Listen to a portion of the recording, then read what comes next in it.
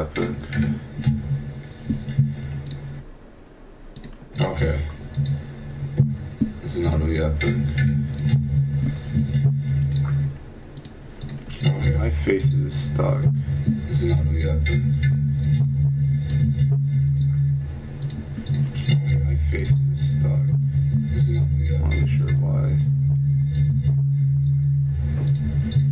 My face is stuck. This is not really epic. I'm not really sure why.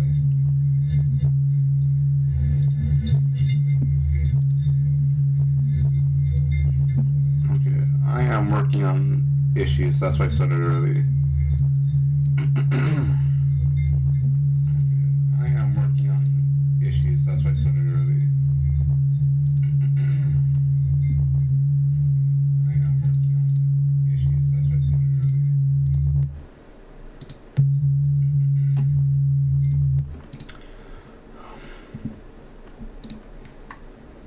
Okay,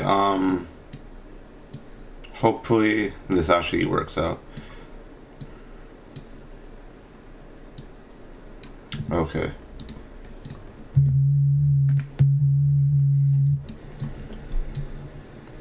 Okay, so this should be way better.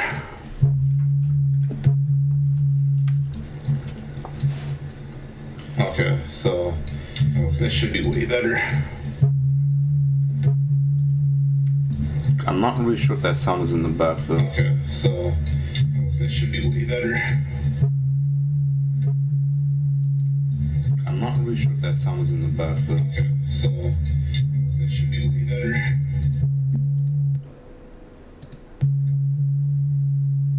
I'm not sure if that sound is in the back though. Okay, so okay.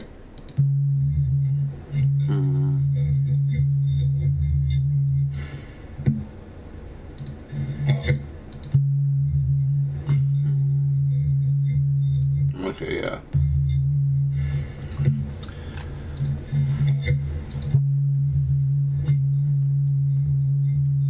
I'm not really sure if YouTube is fucking it up right now.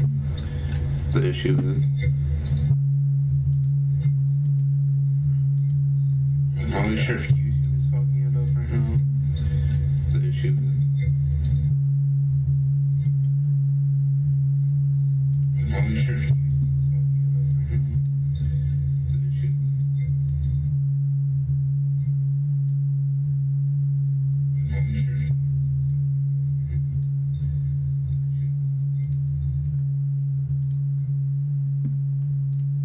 Okay, hold up.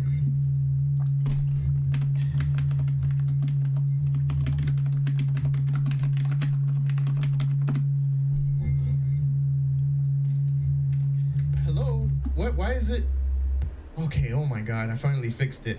What's going on, guys? Lobo Pizza here, back at it again with a nut pad because maybe...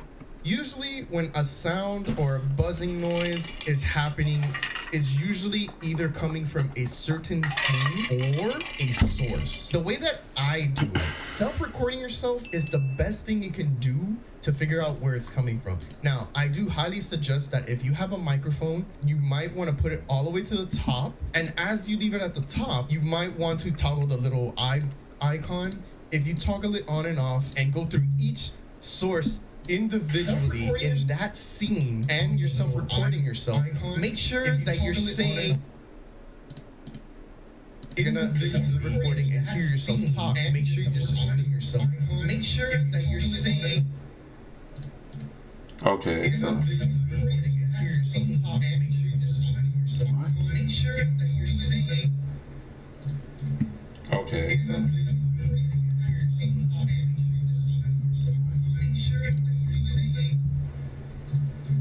Okay.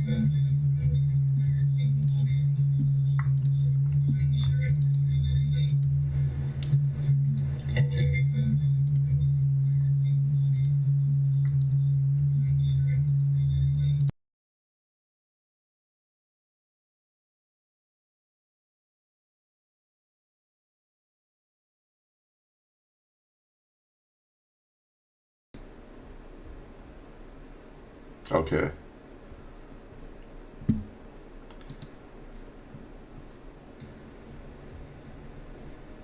Okay. Okay. I should have fixed it. I'm not really sure what's really the issue with that, but Okay. I think it stopped now. I should have. Okay. I think it stopped now. Okay.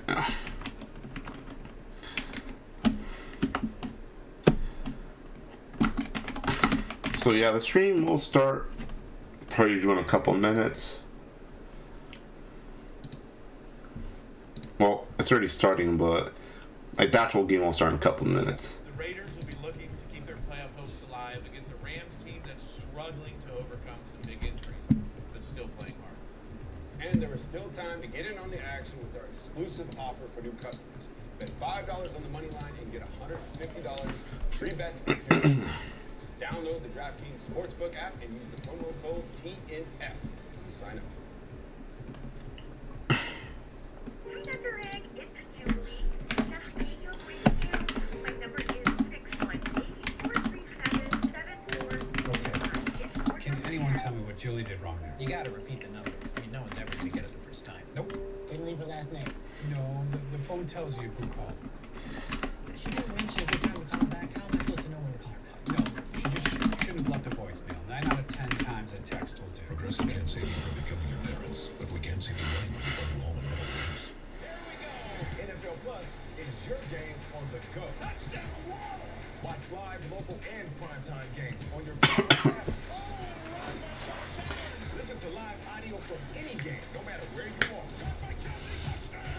Stream NFL Network live on your phone. He's a difference maker. All right, so I want to see if Baker Mayfield's playing. I need to look at that. Sign up today. We're going to talk about that. Welcome to Sports Talk, 12 hours of live sports conversation, Monday through Friday. So he's inactive, so Champion along with a lineup of new and diverse voices. he could be playing tonight. If it is, well, we're gonna have a lot to talk about on that.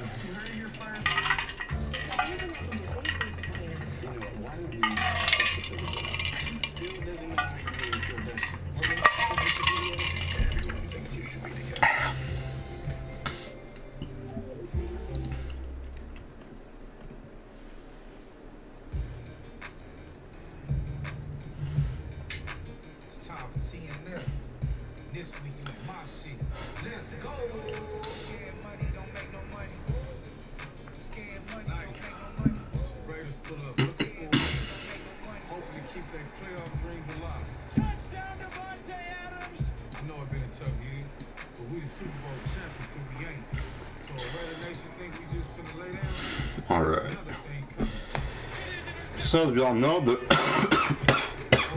West Coast showdown. the Las Vegas Raiders are 5-7, and the Rams are 3-9. It's pretty obvious. I know they're not mathematically eliminated, but the Rams are basically done. The Raiders are basically holding on to dear life. If they lose basically this game or any other game, they could be out of the playoff picture entirely. So the Rams are really not really sure what the exact plan is, just because, as we all know, they traded 3 first-round picks for Matthew Stafford, so their pick will go to Detroit regardless of what happens. So they don't have a pick, and since this season's lost, they're probably just trying to see who exactly is going to be their future going forward, as Aaron Donald's hurt and Matthew Stafford might have a career-ending spinal injury, so we will kind of have to see with that right now.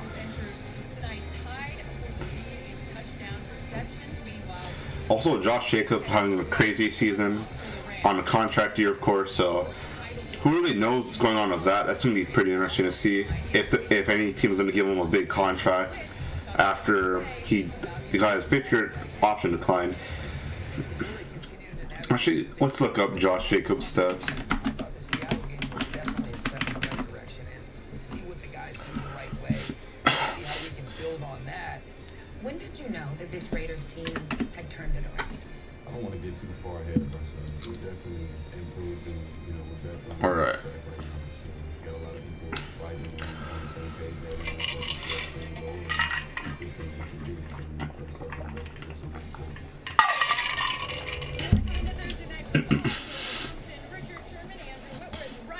Patrick and Tony Gonzalez. We are happy to be with you guys.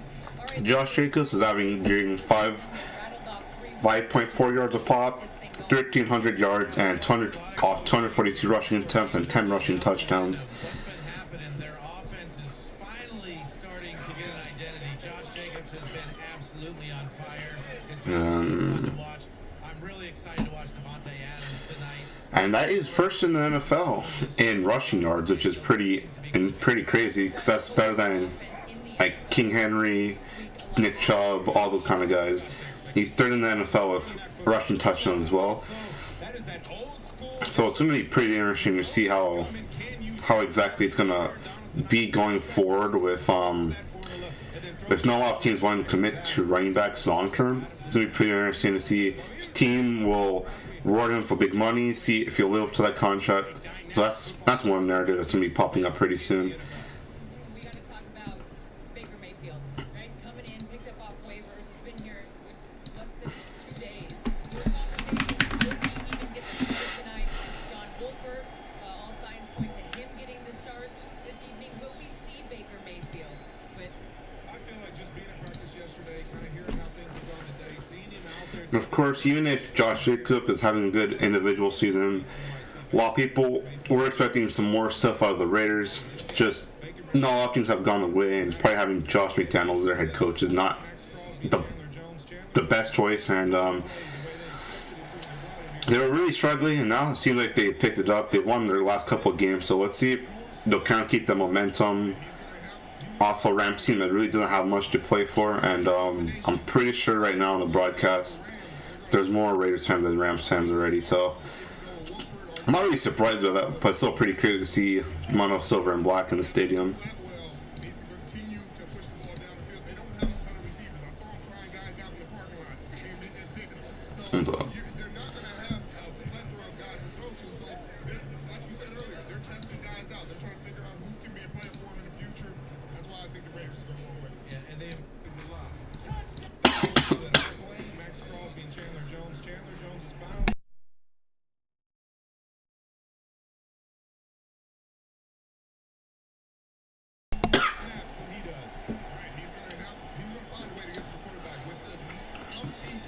I was checking to see who is the starting QB.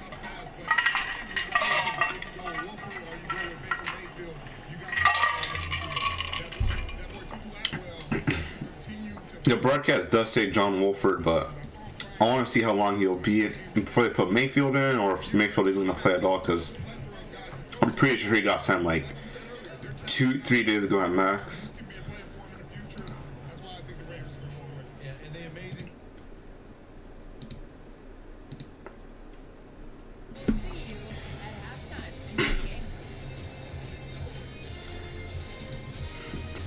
We have 10-ish minutes before the game actually starts. So one thing, I hope this game is actually good, because we've had,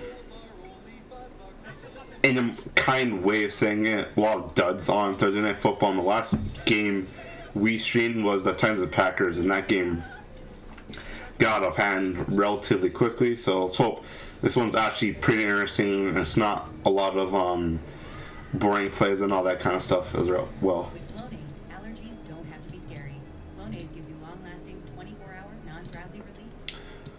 Want to win 2023 season tickets for your favorite NFL team? Scan the QR code or go to NFL.com/enter for a chance to win.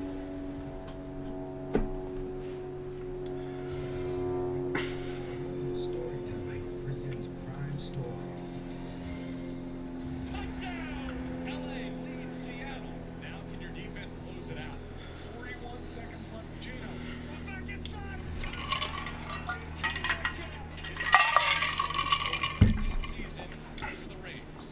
Right now it's just me, unfortunately, as the other podcast members are busy or going to come later, so I do need to make this interesting somehow. So I think the Raiders will win by 7 points. I feel this will be a close game, because I feel the Rams will still try to fight hard, at least for the first 4 quarters, like probably till the end. I think at the end something will happen, and then the Raiders will be able to pull away. But it's not going to be a cakewalk, I think.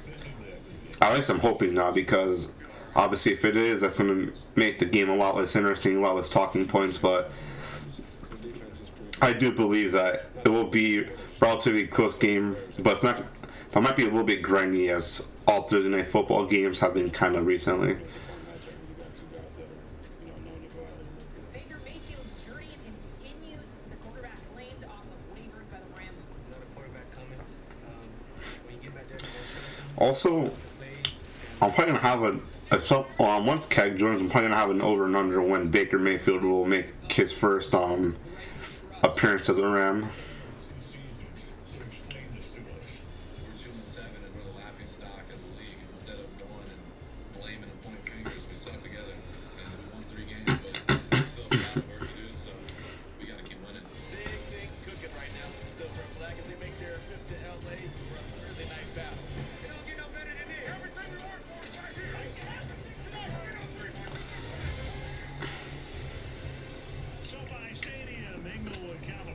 Also, for like the 3 people in chat who are actually going to pay attention to this, I'm kind of curious what you guys think about Baker Mayfield, because it's pretty obvious that Carolina was not the best situation to be in. Even if he did have some weapons, that Matt Rule got fired, and then having switched to another offense coordinator, because if I remember correctly, he got fired pretty early on, so it's going to be pretty interesting to see how he has to adapt to yet another offense in just about his 4th in a couple years or so. So that's not easy for any quarterback to have to deal with. So having to do that so fast, so many times, has to have some kind of effect on his ability to process information, especially on the field.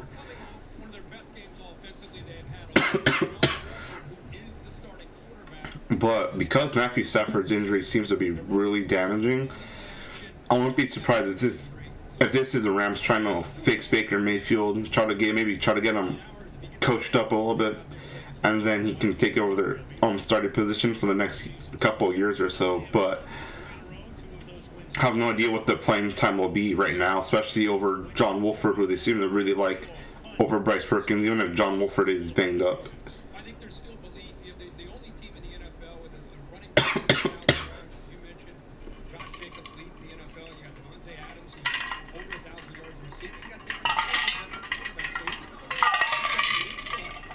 with 5 and 6, they believe tonight it's still realistic to finish the postseason.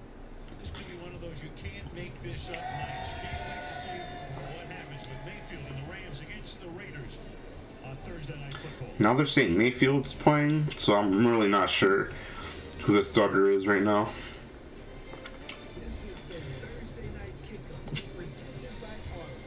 Because I'm not sure if they're saying Baker Mayfield because that's the bigger name, or if he's genuinely going to start right now. 100 years ago, football was a far cry from the game fans know today. It was a small amateur sport with humble beginnings.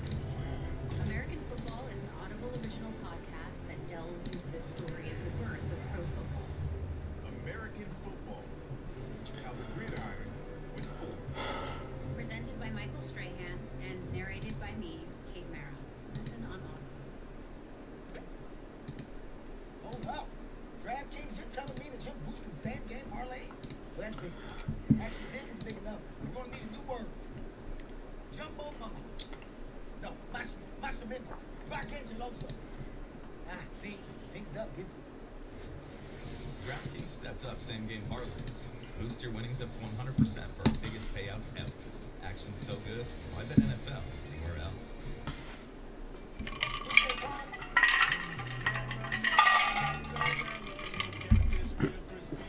Oh god, not the stupid Burger King commercial.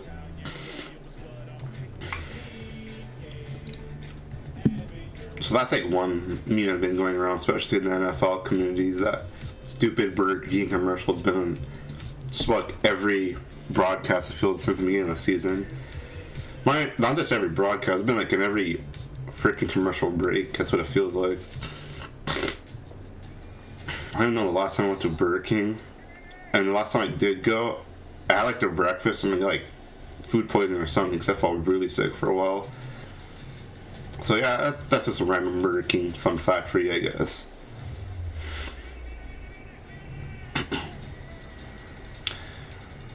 World Cup commercial.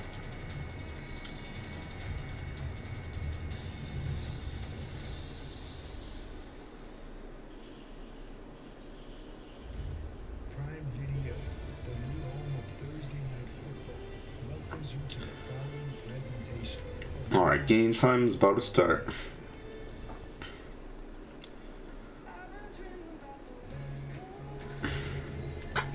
Alright. Before the game starts, I'm going to take a quick 5-minute break, and I will be right back for you guys.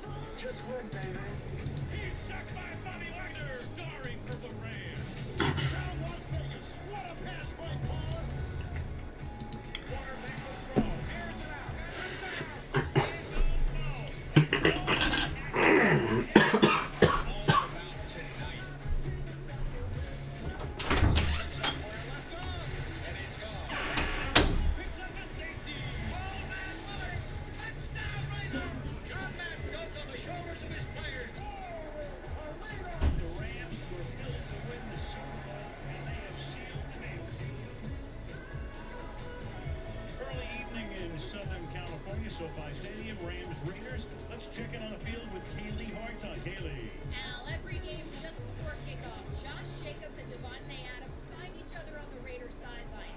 They say, it's us today, because Jacobs told me, we know we are the engine that runs this ship. The Raiders are the first team in the league this season with a 1,000-yard rusher and a 1,000-yard receiver. And some of those yards have come in the most critical moments. Each scored a walk-off touchdown in the Raiders' 2 dramatic overtime wins.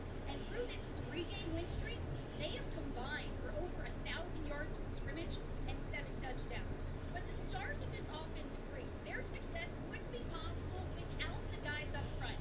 On Sunday against the Chargers, the Raiders' offensive line did not allow a sack, and they didn't lose a single yard in the run game. Josh Jacobs told me gifts for those guys are at the top of his holiday shopping list, Al. Thank you, Kaylee. They kept Derek Carr clean. There's Josh McDaniels, who spent a total of 18 seasons under Bill Belichick in New England. His first season as the Raiders head coach. Sean McVay is still only 36 years old. He is still, in his 6th season, the youngest coach in the league, and he has secured his assistants to current head coaching positions. Amazing challenge he's had this year with those injuries. But I want to know whose house it is. It's a good question, and we'll let you know as soon as the game gets underway. Damn, that Rams fan looks so sad. There are so many Raiders fans. Everybody comes fast. But the place will get filled up tonight. And be Alright, so it seems like the Raiders are going to get the ball first. Here, Abdullah and DJ Turner. There is Turner. Are both back at the goal line. So week 14 begins. Alright, kickoff is underway, and they let it go back to the end zone for a touchback. So Carr comes out. He's really got a lot more comfortable as the season has progressed, especially in the last 3 weeks. He's been hot air. His numbers Derek Carr's numbers are not bad at all. are the league average. And he starts passing more along the leg with 2 backs in the backfield with Jacobs, and they use a fullback a lot. Jakob Alright, let's see how plays that this. one. There he is, number 45 offset. Alright. Hand off to Derek Carr. Hand off to Derek. Jesus Christ. Hand off to Josh Jacobs from Derek Carr. Good for about like 4 or 5 yards. And so they're going to start off with a rushing attack. I won't be surprised if Devontae Adams gets a lot of work in because Jalen Ramsey has been struggling pretty recently. So, well, not recently. He's been struggling since around the last year's the beginning of the playoffs. So let's see how they'll can use their passing game as well. This offense, because you got to deal with Jacobs and that fullback, and of course you got the threat of Adams downfield. Second down and 6. And another fake motion, and it's another handoff. 30-yard line. McDaniels used the fullback along with Belichick in New England with great frequency. Aaron Donald So it's already 3rd down, around 3rd and 3. can make plays in the interior. This time Greg Gaines, 91, and you can see he's able to handle that instead of a Well, 3rd and 5, my bad. defense, kind of the anchor, especially as I said, without Donald in there. Amir Abdullah is the third down back. He sends Adams, the star, in motion, sets up on the right side. And on 3rd and 5, going deep downfield. Did Devontae Adams catch that? Jalen Ramsey? That was an amazing catch. It's going to be Adams and Jalen Ramsey in that one. So they're not shying away from attacking Jalen Ramsey to start off the game at all. I'm not really surprised, but still, I know. Yeah, they're gonna wave that off. So they're really gonna go probably at Jalen Ramsey's head all game, especially if Devontae Adams makes plays like that. They bring him over to They motioned him straight to Ramsey, which is crazy because even like a year or so ago, that would have never happened. step on him. That's the way to start the game for Devontae Adams. One-on-one against Jalen Ramsey. Why not? Just one-handed catch. And they're going at it again. A little space. So let's see how this plays out. Yard line. Back to the ground they go. That's another handoff, good for like 3-4 yards. Toward Jacob. Ramsey, of course, has been one of the Another rushing game has been a little bit methodical. No real big holes from their offensive line to kind of give Jacobs those big lanes. It's not like Jacobs needs one because not last week, but a couple weeks back against the Seahawks, he had that amazing 80-yard run, I believe, and he was really able to just take off from just about nothing. Bars down. He's free agent, came over from Chicago, played his college days at Notre Dame. And John Simpson will come in and take. And we have an injured player on the field right now. Coming together, and now McDaniels will come out to take a first-hand look. Can't really see the jersey. So as I mentioned before, it's probably going to be a lot of Josh Jacobs, probably some play action, and Devontae Adams. That's probably what the Raiders' game plan is. Especially because, as I mentioned before, Devontae Adams really doesn't have anyone that can guard him this game, especially with how Jalen Ramsey's not been playing as his usual self.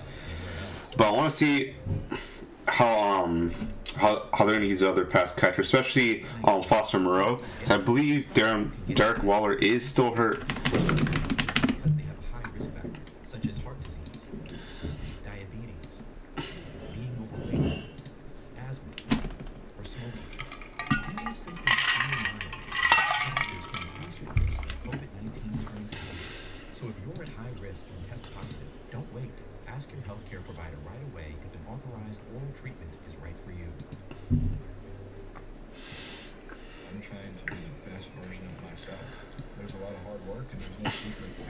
I'm trying to constantly improve. Yep, just as they thought, Darren Waller and Hunter Renfrow are still hurt and are on injured reserve, so we'll be seeing a lot of Mac Hollins probably, aside from Devontae Adams, of course, and Foster Moreau.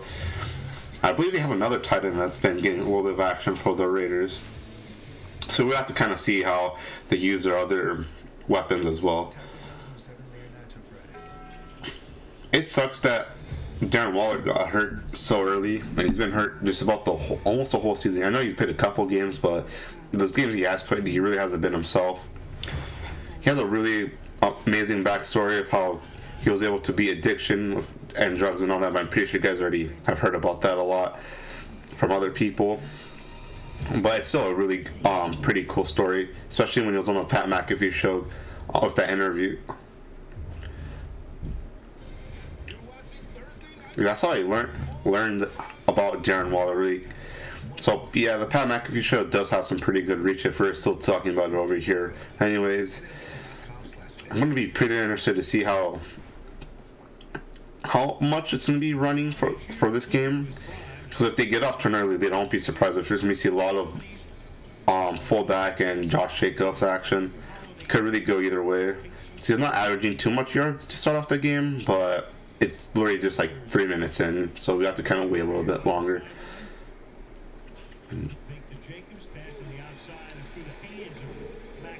Mike Collins had the ball just go right through his hands, so it's 3rd and 9 already. Seems a lot of dirt and lungs for the Raiders to start off the game. I mean, it isn't 2, but still.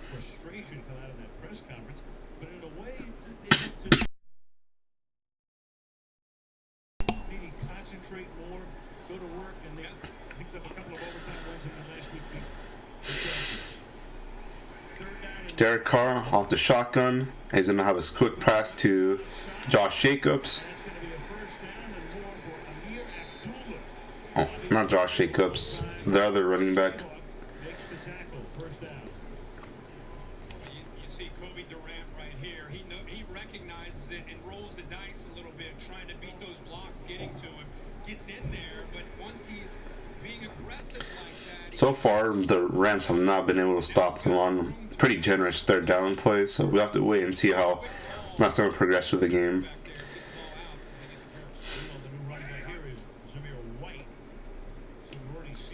And that's a handoff to Zamir White. Maybe 2 short yards, and we have a flag on the play. Hopefully there's not too much flags on this game, but who knows how the NFL has been lately with that.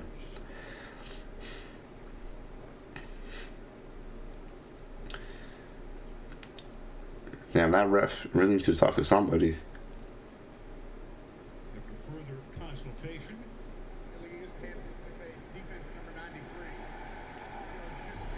Hand to the face. Let's see the replay. I didn't really see it initially, but let's see this. Yeah, the Rams have been injured to hell and back. If Aaron Donald's missing time, you know, it's pretty bad. Oh, hi Trace. Welcome to the stream. How are you doing? I'm doing pretty well. Is watching this game right now. Nothing too interesting.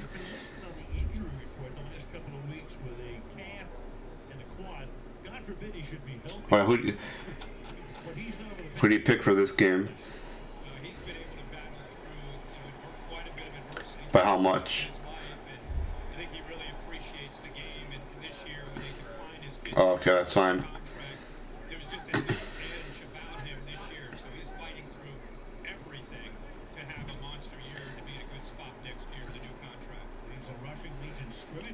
I think the Rams will just find some stupid way to stay in the game, but I think Raiders still take it.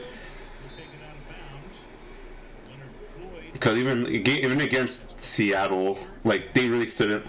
They haven't been winning, but they kind of linger in games a little.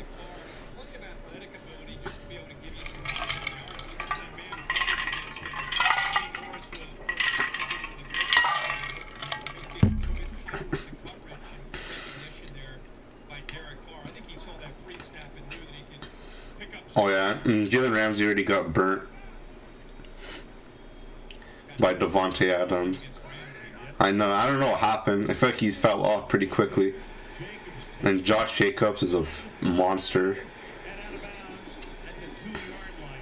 Right.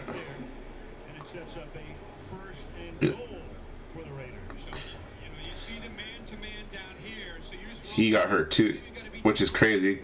I know this is his first set of games he's missed because of injury.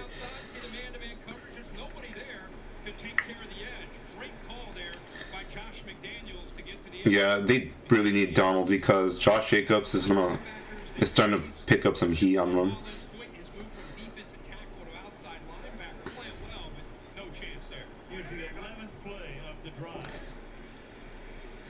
Maybe if you pay attention to the contract year phenomenon, probably. I mean, that happens more in the NBA, but I think the NFL it's happened where players go stupid in contract years. Because he's playing out of his mind for that next check and the next contract. I believe this is his 4th year.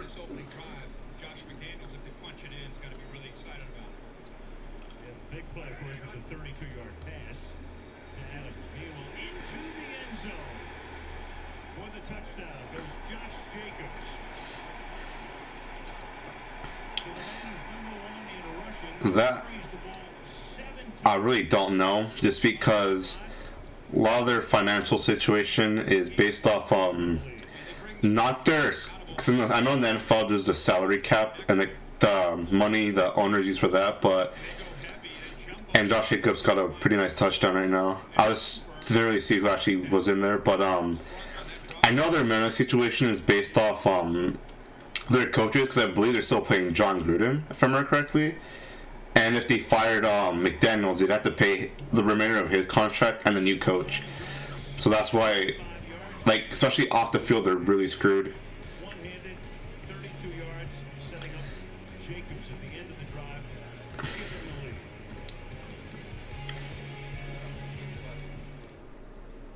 the lead. I don't really blame you. They've been kind of disappointing. Like, that Chiefs game was like their whole season. Like, they nearly beat the Chiefs, but then they blew the lead. And then they had like that play to come back, but then Devontae Adams and Hunter Renfrow hurt them. Got like tangled up somehow. I don't know how that happened. They just ran routes into each other. But also Hunter Renfrow got hurt, or he's been hurt. I don't know really what happened with him. So I picked up Hunter Renfrow in a couple of my leagues, my fantasy leagues, I believe. I thought he would be like a good piece of Devontae Adams, kind of taking away a lot of the coverage, but that never really ended up happening.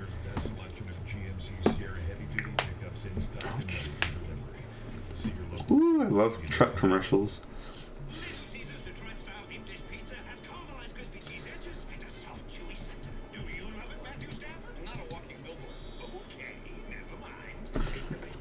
Yeah, I think everyone got busy with school or something. Yeah, it's finals. It's like finals week for most people. So I see what's happening with them.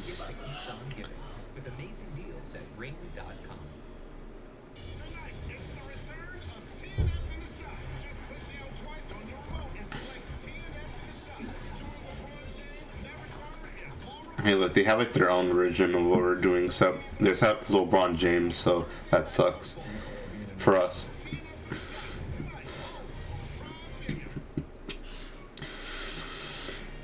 Back at SoFi, Super Bowl 56, the starters.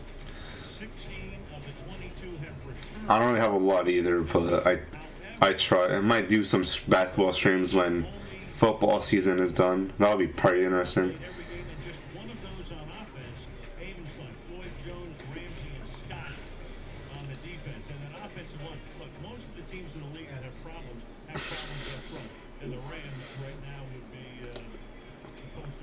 Well, a lot of it's tied up with Devontae, I believe, because they gave him that big paycheck. And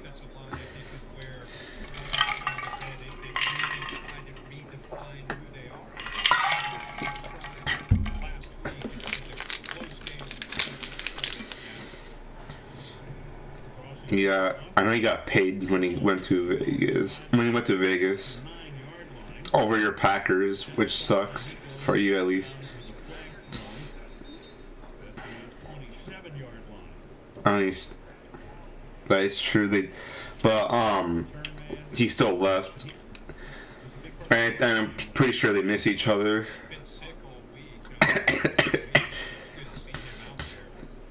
Because there's some. Because the main thing is, there's some routes where Devontae Adams would have no issues catching the ball because Rodgers would be throwing him. But the gap between Rodgers and Carr is noticeable for sure. Like, Carr's not a bad quarterback, but Rodgers can still make throws that most quarterbacks can only dream of. And the Packers have obviously been... Well, Christian Watson kind of just came into his own recently, which is awesome.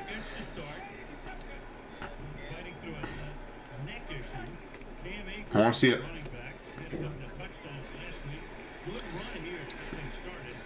I know, because when Romeo Doubs is playing good, that's when Watson was like mainly right on the bench because Rodgers got pissed. He dropped that one pass against the Vikings. But Watson has had a redemption, because I remember in that Cowboys game, he had like 3 touchdowns. That was epic.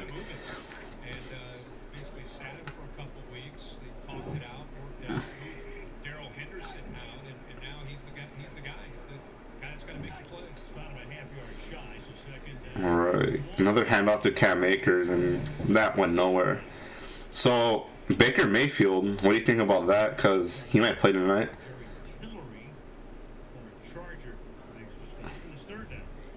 Tillery has been a great addition over the last few weeks, coming over after he got released by the Chargers. Look at that extension.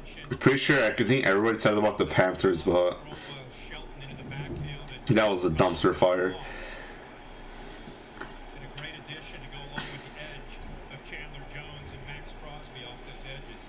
It's 3rd-and-1. I want to see how Baker Mayfield would play in the system because I want to see what Sean McVay can kind of do to kind of hopefully rehabilitate him a little bit, because I'm pretty sure that dude's confidence is destroyed after the Browns replaced him with Deshaun Roethlisberger. And also the Rams got stopped already. And I'm not really sure why they have John Wolford in the game when last week he looked visibly kind of hurt. He's in charge of taking him out in case they hand the football off. So great job. Crosby, known as a pass rusher, has really, really improved against the run. He throws it, but his arm is not that. Damn, that was almost a really good punt. I'm just hoping it's not another against Texans. I was kind of everything I thought it would be, because I knew Deshaun Watson in his first game back would be ass, but I was hoping the Texans would have a good epic revenge game, but obviously the Texans were just horrible, so the Browns their defense ended up looking like rock stars against Kyle Allen, so that happened. That sucked, but next week I believe the Browns play the Bengals. I need to check that out. Oh, they do play the Bengals, so we're gonna see how they play against the real team, and I believe the Bengals are leading the division.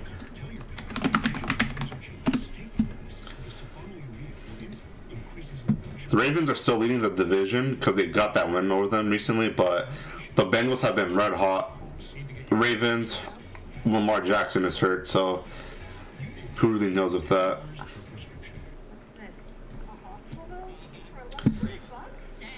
Looks like you wanted me to sling too.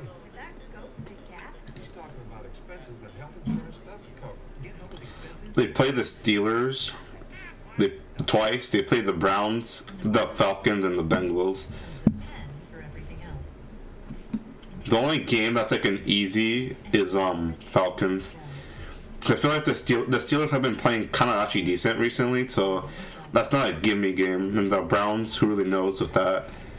So they really only have like one like easy game because Marcus Mariota got benched, so they should go handle business against the Ravens. But Steelers and Browns and Bengals, so that's 4 division games coming up. None of those are going to be easy. But a lot of us try and do just to practice. Actually, hold up. Let's look at your team. Your team has to play against the Rams. It's not the worst. The Vikings and the Dolphins, though. So if they lose either of those games, they're cooked. I'm pretty sure they can beat the Lions, maybe. The Rams probably, but Vikings and Dolphins coming up.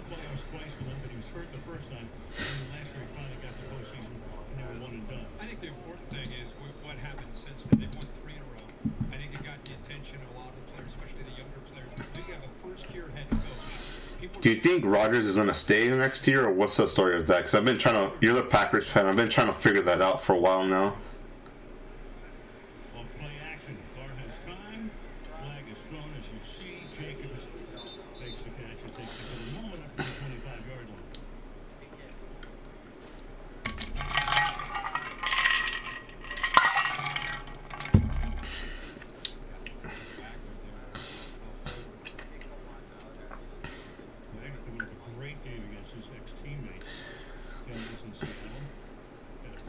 Because the way I see it would be, you guys need to start playing Jordan Love, because he's like he's obviously your future quarterback, and you can't really lose him for nothing, especially because I believe his 5th-year option is coming up soon, so they need to know if he's gonna be carrying them or not in the future.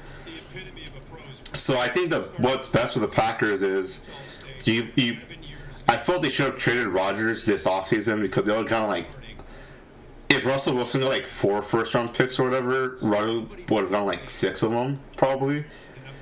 They could have just really robbed the team, and that would have, if they would have done that, they would have been completely set for the future. But I think they can still trade him for a couple picks, and then hopefully Jordan Love, Watson, Dubs, and maybe some of the offensive line gets healthy too. And I think the Packers are in a weird spot because with Rodgers, that kind of leads them more to contenders, but who knows really what's going to happen with Rodgers. So that's just an interesting storyline right now. Well, earlier we saw the Raiders right guard Alex Bowers get rolled up on. We're now told he's questionable return because of a knee. We saw his right knee Because Rodgers actually skipped town on the Pat McAfee show last week, which was interesting. Or this week, I'm not. Yeah, a couple weeks. Yeah, he didn't come out. I think because I know he's on bye, but still, all surprised.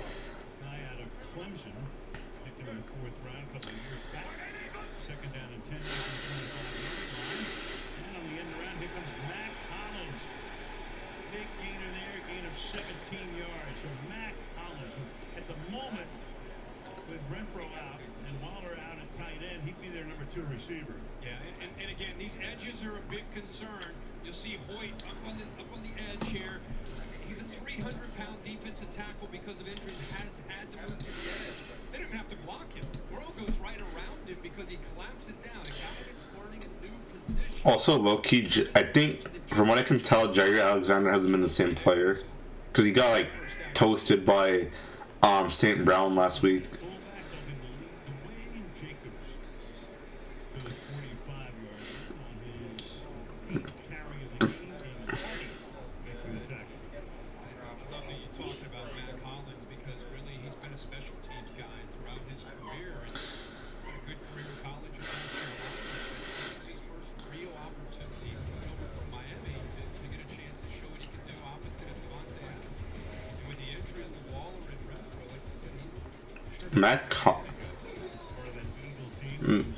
Matt Collins was on the Philly team in 2017. I didn't know that. That's actually pretty interesting.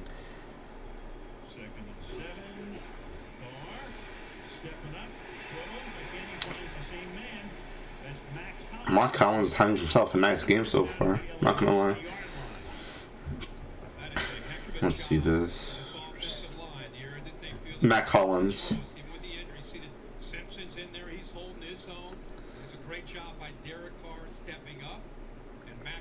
Dude, there are so many Raiders fans at that stadium. That's a crime.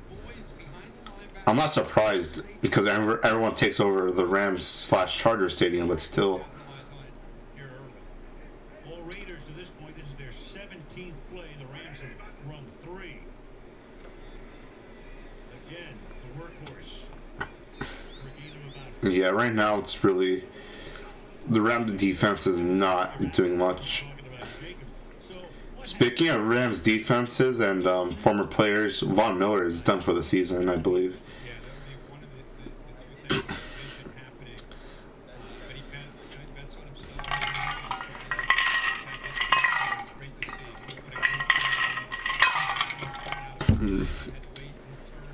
They low-key they barely beat Detroit, so we're a couple weeks of it.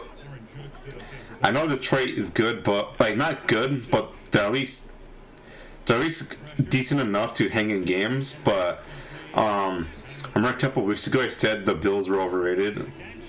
We might need to start talking about the Bills are overrated, and people did not like that at all.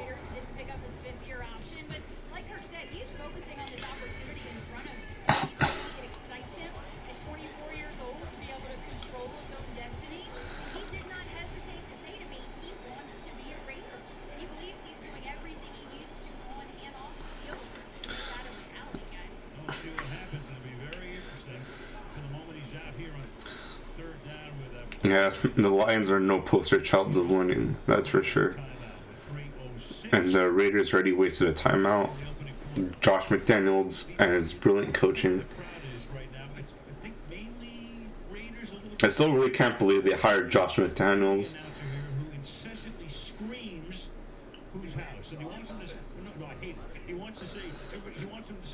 From Packers land? Like, I don't know why, but I got confused with Mike, because I've been hearing his brother Mike has been kind of questionable. But about Matt, I really don't know. Hey, that Ice Cube. Okay, I really don't know, just because obviously this is his first season where the team's not really good. So we've never really seen him fight like a good team, so I don't know how he's going to be going forward if he knows the expectations are not going to be the same, especially with Jordan Love, but his time management is really questionable at best. Especially, I remember I was watching the Washington game, and he used like all his timeouts before the 2-minute warning, and then that screwed them over so hard when they got like a really lucky stop, I believe, off Scary Terry, and then when they got the ball back, they had like a minute left at max, I believe. 52-yard attempt. And Crossley, who is money, makes it 2:22. Then again, who really knows? Because I always hear there's a lot of drama with that. They hear that Rodgers audibles out of plays a lot, so who really knows?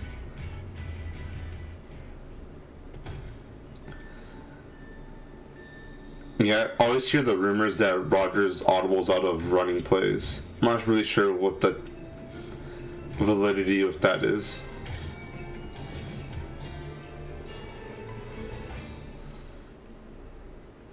Because everyone knows that, and the media loves talking about Rodgers.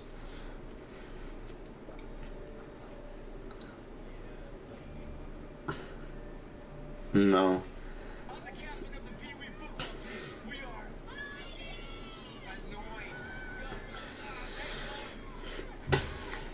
I generally notice the NBA media talks way more about teams doing bad or underperforming than like the good teams.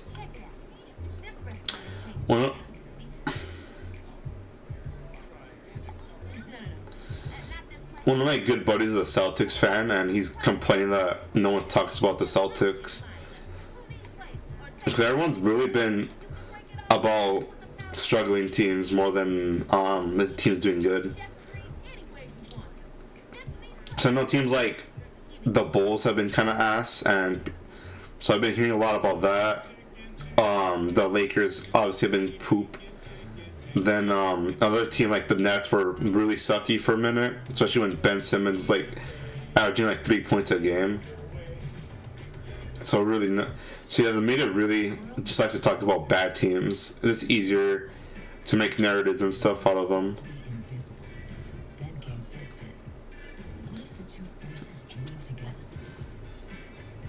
And who else has been kind of bad? I need to check out the standings, but the Heat have been bad. But no one really talks about the Heat, but they've been not good either. Yeah, the Bucks have been pretty deep. Have been really good, and they didn't have Chris Middleton for a while. Oh God! Next week is Niners versus the Seahawks, and we have Brock Purdy.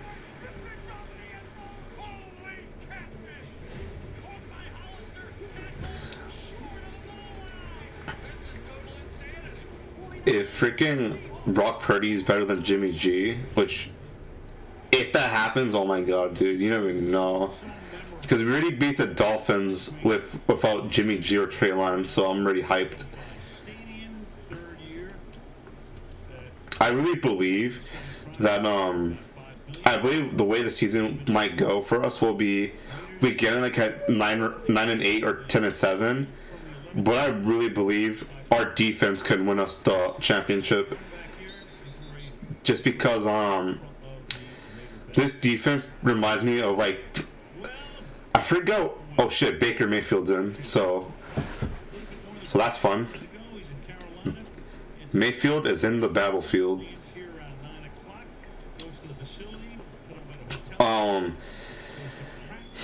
I forgot which quarterback said this, but he said that the Niners defense reminded him of the 2000 Ravens, and our defense is number one in just about everything. And we have Christian McCaffrey, Debo, and all those guys, so we can really grind out games if that's what happens. I don't think we need to like throw up 30 points a game. And Baker Mayfield completed his first pass to Van Jefferson. Good for about like 15 yards or so.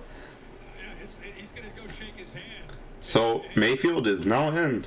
Corner gets downfield with the off route, and then it just creates a nice opening right in front of where the corner is able to. For me, the only games that concern me are going to be the inevitable Eagles game and or Bills and Chiefs games.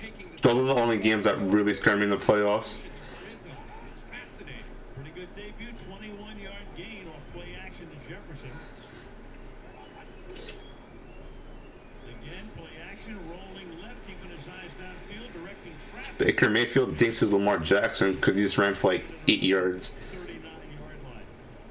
It's, I think, in Carolina, he started a few games earlier this season, lost the job, and they told him the other day, you're going to be the number 3 quarterback. And you're going to be basically inactive. So he wanted to get, in effect, released, put on waivers. This is weird to see Baker Mayfield in a Rams jersey. Second and 4. Final minute. I didn't think he'd play at all after the Carolina stuff. But he's here, and low-key, if Baker Mayfield is the Rams future, I'm not sweating that because our defense will literally murder him. But I'm kind of concerned about our long-term future on the defense because I am pretty sure D'Amico Ryans is going to get hired after this year. And we'll lose yet another defensive coordinator. We've lost 2 in like 3 years. Just because everyone really hires all of our guys.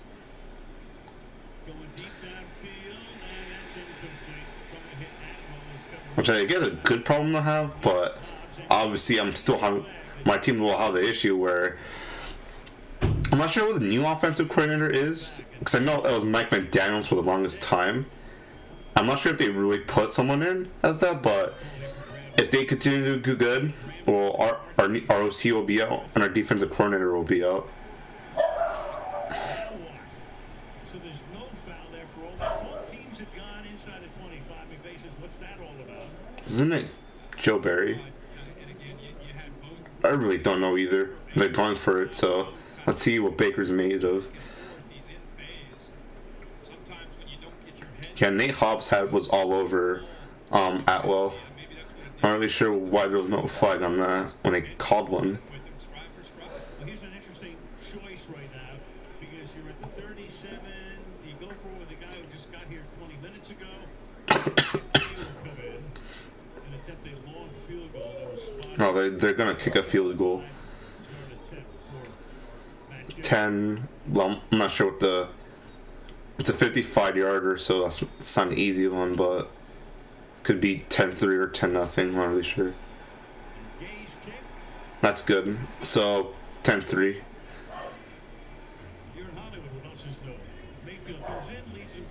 Yeah. Baker Mayfield trying to get the team hyped up on the sidelines.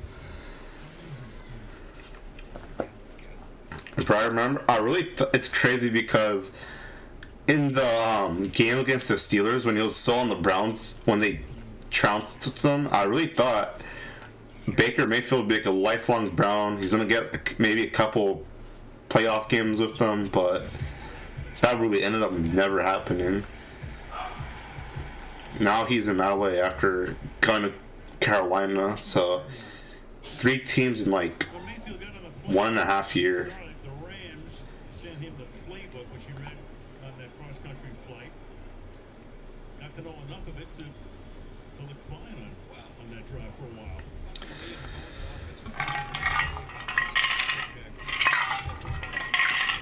I think Cam Newton came back and had some time to get ready to be able to plan on short notice. This is a Thursday night game. Guy flew in Tuesday night into LA. They didn't even practice yesterday. I asked him on the field before the game, how many throws did he get? And the second Baker Mayfield gets in, all the cameras are showing Baker Mayfield on the sidelines.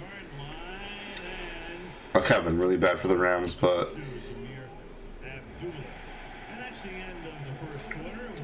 all right, the score is 10-3. I know the first quarter happened, and now Baker Mayfield has taken over.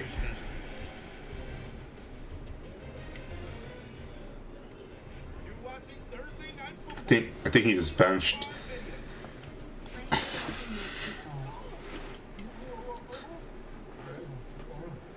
And since Baker was able to get some points on that drive, he'll probably stay.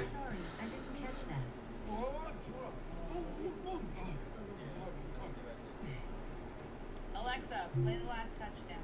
Here you go. Are these ghost peppers? No, they're bell peppers. It's delicious, Michelle. Thank you. Thursday night. I swear to God, if I see that stupid Burger King commercial, I'm gonna cry. Didn't Crater used to work at Burger King?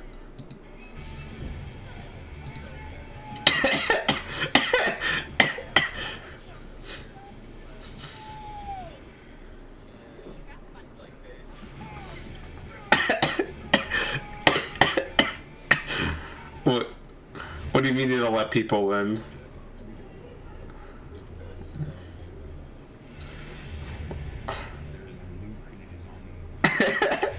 What do you mean they don't let people in, though?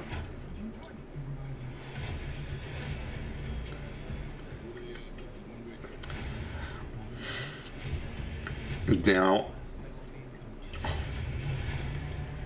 I wish Crater was here so we can talk about the Burger King commercial, because I know he'd probably love it. Burger, bacon, Whopper, PK, have it your way. The food better join, and also Keg is weird as shit. We're holiday ready with fast and reliable delivery serving every address in America. The United States Postal Service. I don't know if he meant 7:30 my time though, so that's always a thing.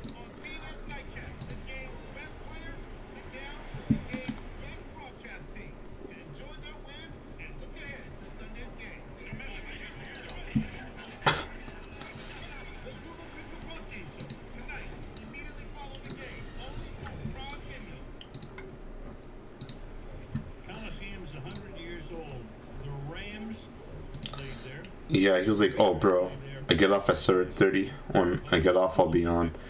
I don't know if he meant he'll get on when he gets home or he'll be in his car or whatever, but we'll wait and see. And the Raiders are back in action. They've really just been riding the Jacobs train, and I don't blame him because he's been really good. But if he would have told me he would have had more yards than Derrick Henry at this point of the season, I would have thought you were high or something.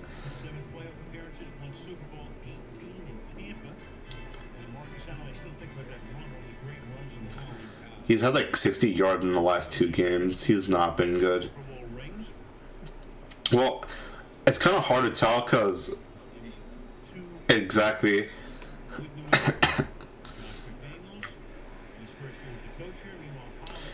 Because it's Derrick Henry, and AJ Brown's like ghost, I guess. Mess their offense.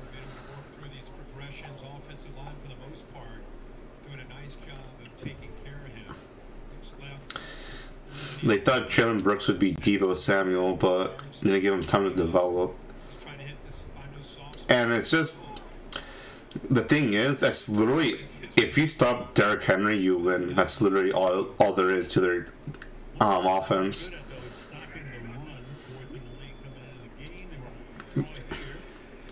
The Titans are really lucky. Their defense is pretty alright from what I can tell. It's just not, it's like good enough so they're not gonna like cost you the game, but they're not good enough to be like the Niner defense where they'll get picks, fumbles, and they'll win you the game outright. They're not that good though, so they have to rely on Derrick Henry because they're not good enough to win games. But the thing is, the Titans are so lucky. They gotta play the Jags and Texans 4 times a year. Just to make sure everybody sees it, pretty ball. Balanced attack. So I know Derrick Henry literally owns the Texans.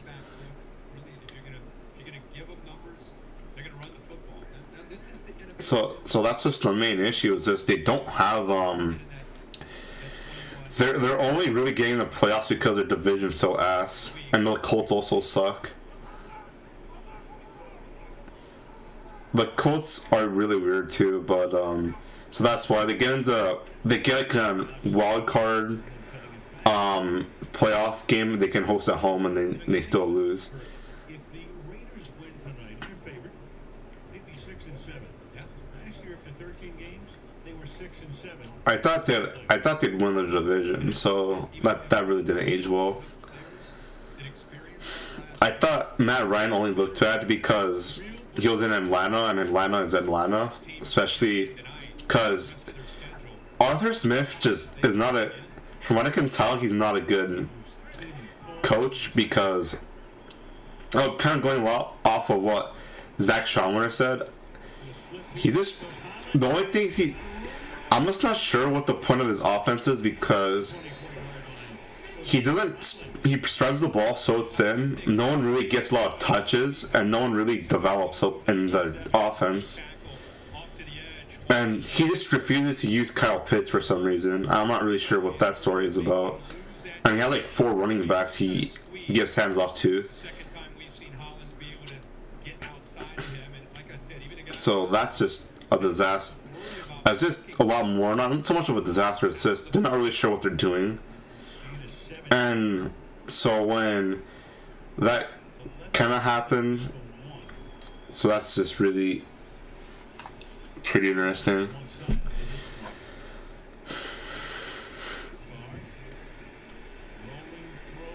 I mean, going back to, so I thought, oh, that's why Matt Ryan kind of sucked, but freaking, I guess not. Going back to the Titans, though, they fired their GM, which is really weird to do at this time of the year. It's probably because they got absolutely robbed for AJ Brown. It's been everything that could go wrong on the outside, opposite of Leonard Floyd has. So they just kind of, just for just a chance of trying to mix in another player, they moved Floyd in there. He played well. Came out, by the way, 2 sacks last week. But as a 300-pound outside linebacker at the end, he's not equipped to be able to take care of that edge against that speed. The Raiders have been absolutely destroying the Rams on the edge right now. They're in the red zone. Second down and 4. McDaniels gives Sean McVay some of his own medicine. This is last week. Run up the middle, get those linebackers' eyes on the interior. Good speed out of the edge with that jet sweep. Continue to work the edges, and all that's going to do is help them to get back to their bread and butter. What are your thoughts on the Vikings this year? Between the tackles when you can attack the edges.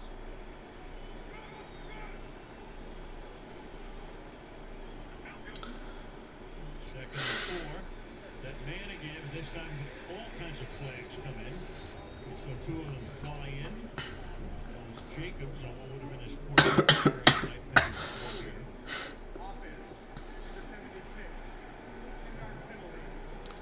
Well, that's Simpson who took the spot of the injured Alex Bars. But I don't know how. The main thing is, I don't know how they went from like the unluckiest team to like the luckiest team in like a year. I know last year they lost like almost every 1-score game. Now they're winning every 1-score game. 275-pounder, but not as big as Hoyt. And I'm sure the biggest message that Raheem Morris told him, take. Because they really haven't.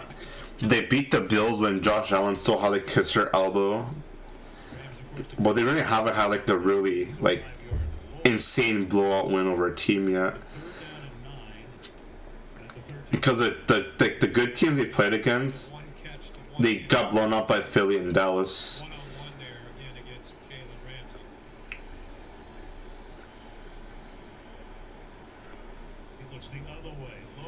And did he fumble that? I'm not really sure. So yeah, I'm not really sure how to feel about the Vikings this year. So I refuse to believe a Minnesota team is good.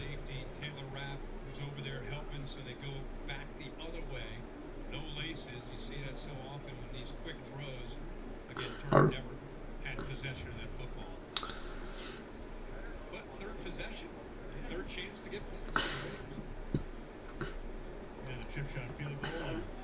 yeah, Dallas exposed them hard.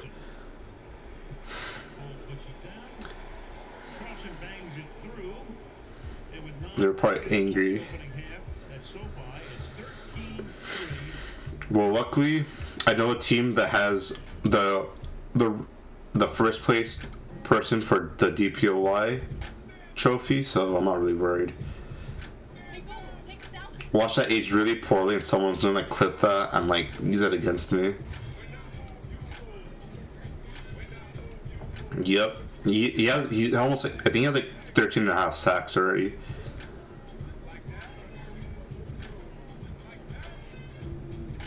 If he keeps playing at this rate, for sure. I remember I said at one point, I did the math, and I said that he couldn't get 20 sacks this year, and nobody wanted to believe me. And I'm looking like I'm right. I believe 14 or 13.5. I need to check.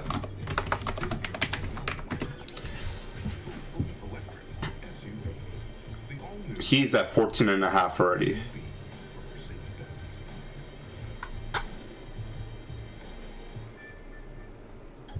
I believe 4 or 5.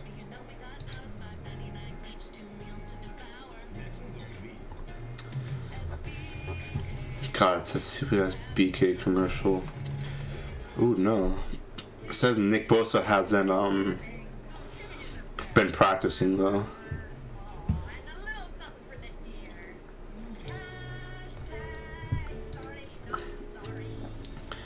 Which is concerning because we're gonna need him against Tom Brady. If he does play against the Bucs, he's gonna commit war crimes on Brady. Because the Bucs O-line has been ass. Also, once Kai gets here, we're gonna talk about the Saints because that's been a dumpster fire.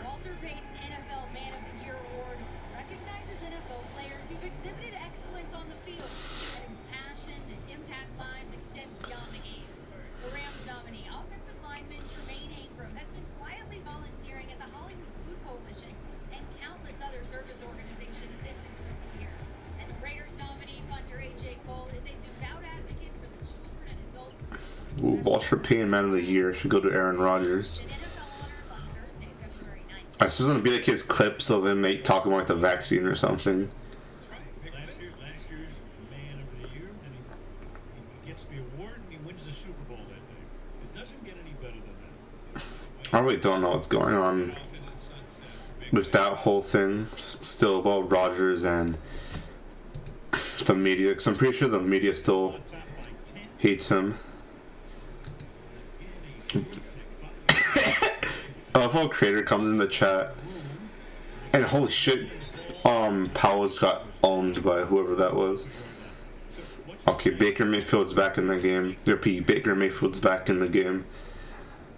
Rio Lens, Deuce Right Claw, Z Shortlander, Z Strong, X Rebel, Z Lockback, 2 Jet, X Monday, Astro Reed, Alert Money, Deacon, Flow, F Panama on the Are they really just reading off their plays? What?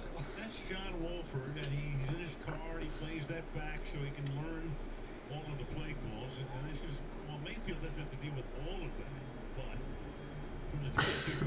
let's see how Baker Mayfield will handle another drive. So that's a handoff to Cam Akers. Also, I haven't talked about that on the stream yet, but I swear, everyone thought he would be released, but they released Henderson for some reason, and I just don't know what happened with that.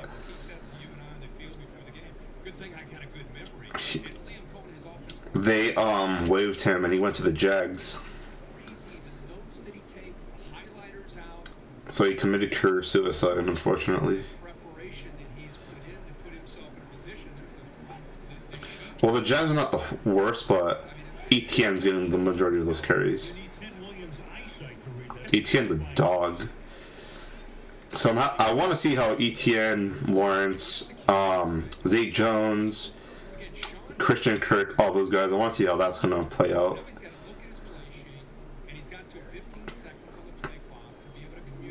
So yeah, I'm not really... They're pretty fun, so I think they have a lot of potential in the future.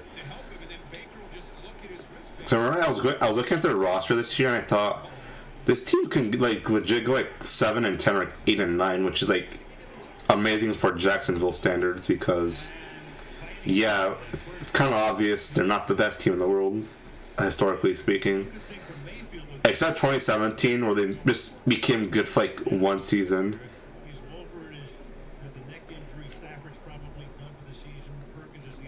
Well, they had the whole defense was stacked.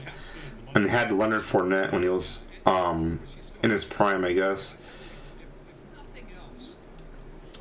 To this day, I'm convinced that 2017 Jags are like some kind of like government social experiment, because I don't know how a team was so good for like 1 year and then they completely just fell off.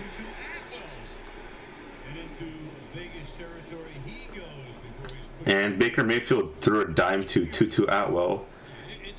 So Baker Mayfield's not been playing bad at all, actually. So I wonder if he can keep it up, because obviously didn't game plan for Baker until like, he probably didn't even know he was playing until like yesterday for the Raiders. So who really knows?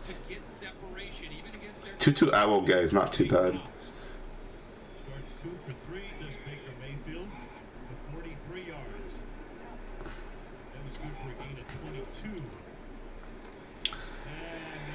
Yeah, Baker Mayfield, you are not Lamar Jackson. Because sometimes Baker Mayfield will run around. He thinks he's more mobile than he actually is, which hurts him a lot. Because I know being a mobile quarterback is like a big deal and everything in this league, but like he needs to know he can buy some time, but he is not like a guy like Justin Fields, where if he wants to take off, he can like fly. He has just enough mobility so he can avoid a couple of rushers, but he's not crazy. But he's been doing that for a while. So I remember in Cleveland, he would do that a couple of times, and another run completely stopped by the Raiders.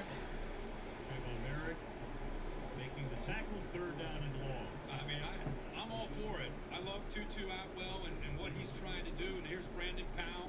Look at him and his size trying to block or tackle. Oh my God, Brandon! Why did they put Powell to block Max Crosby?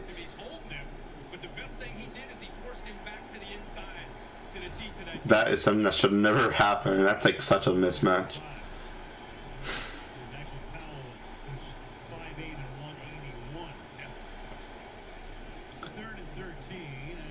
Wait, what's going on? Should they take a timeout?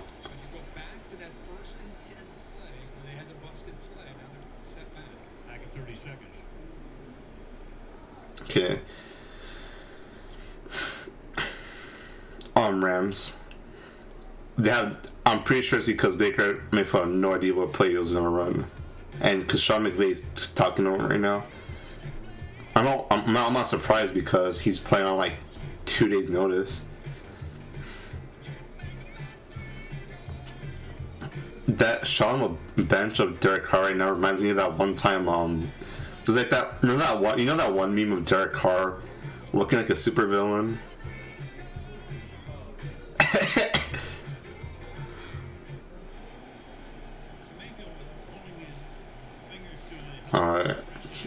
So right now they're back out there, 3rd and 13. So there are Raiders fans fucking everywhere. Holy shit, that's not a sight I want to see. Yeah, thank you, Al Michaels.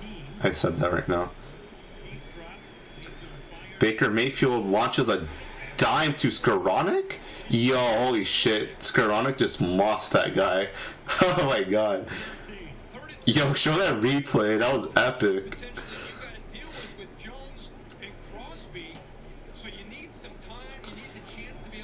Let's see this play. So, he steps into it, and Skoranek just absolutely jumps over 31.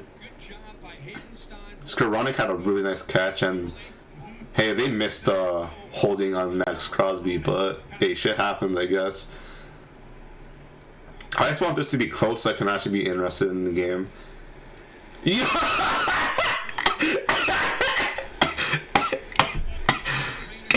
Shit, Cam Maker just fumbled, and I think the Raiders recovered.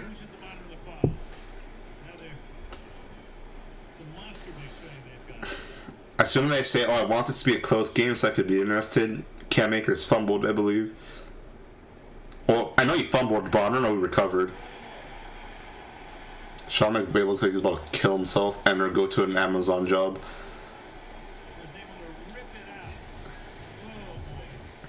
Oh yeah, he's fucking pissed. Oh yeah, Akers fumbled, and Chandler Jones did something. I forget he's on the Raiders because I remember everyone was like, oh my god, he had like so many sacks last year, but like 5 of those sacks were like in one game, and then he's been really quiet with Vegas.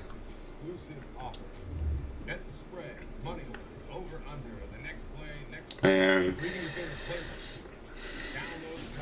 that is a DraftKings sponsorship right now. I'm not sponsored by them, but I have investments, so if they do want to hit me up, hey, you know where to find me. We're broke. We kind of need the money. And yeah, exactly. We're starving artists. What can I do for you, man? You know what? Really craving nacho fries. You guys got any of those? Ads are working. I don't know what you're talking about. What ads? Oh, like all the pictures we put on. Yeah, I kind of want those nacho fries. Now I'm hungry. I put that there. See that, man? Yo, another the match. Oh, okay. So it's like one of actual golfers, though. That's pretty interesting.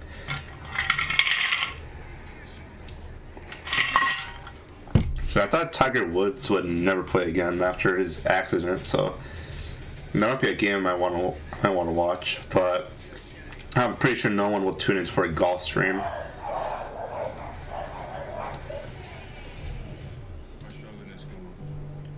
That is 100% true. But hey, we have to.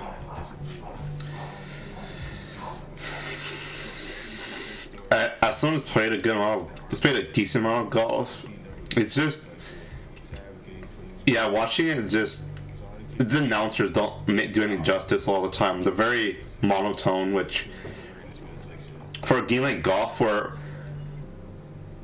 well, it's just a game like golf. There's not as much. It's not like basketball or like hockey or one of those sports where they're like soccer. They're always moving around and or they're always doing something. A lot of the time, it's kind of you're watching someone. They kind of line up their shot. They look where they want to go. They talk to their caddy. Then they launch it, and then. But the thing is, it's not very interactive because they're playing against each other, but they're not like. You're not like in basketball where everyone's like guarding each other. In golf, it's a lot more. They wait for each other's turn, which doesn't make it as fun. Especially when a lot of the time, where since golf is a lot more of a gentleman's game, there's not as much tension. I know there's obviously rivalries. There's plenty of them, but when you're just a viewer, I understand why people don't really find it fun because there's way more. Like in other sports, there's way more action going on. Also, playing golf just feels really mentally draining, and sometimes I don't want to watch it because I understand that those players feel is physically draining, especially if you play a lot and like a short amount of time. But it's just you're out there for, like, golf games are like 3 hours long. That's like 3 hours of basically just you having to do one thing. That 3 hours of anything without a break is just so mentally taxing. They try to remind the defense of that vertical threat, but the body blows of this offense. His big thing was, now that we've got 5 that we feel good about on the offensive line, we want I think the main thing about golfing is just that there's so many variables, and then when things go wrong, you don't know if it's the grass fucking you up. You don't know if the wind is kind of screwing you up. A lot of the times I just blame it on my clubs. I just assume I'm using the wrong club, but there's so many things that can go wrong, and you just don't really know. So that can make it really frustrating.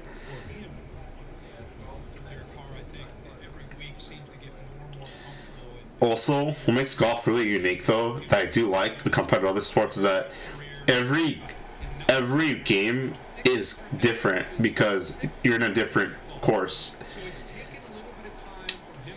And so you have to watch how players kind of deal with different courses, how they deal with greens and all that. But because of that, that makes it really difficult to play, because even if you go to the same course, like the next day, they can move the flags around. So you're basically playing a different game where you're lining up for different shots, and that can make it really frustrating.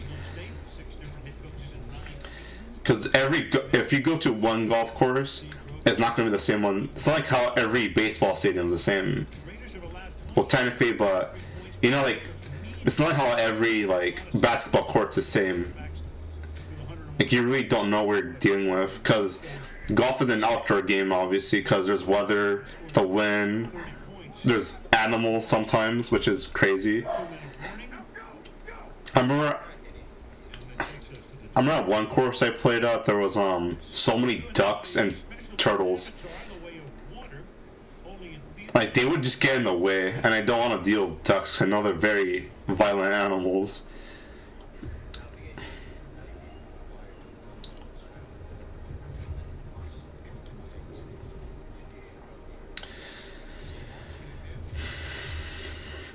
I don't know how the Florida golfers do it, because they have like genuine alligators who just chill there.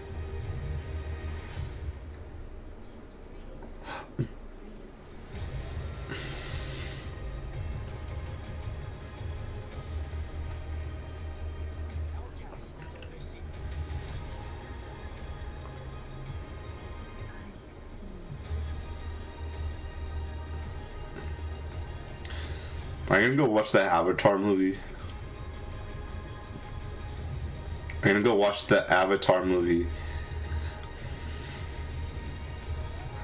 Damn, you already got your plans, fuck.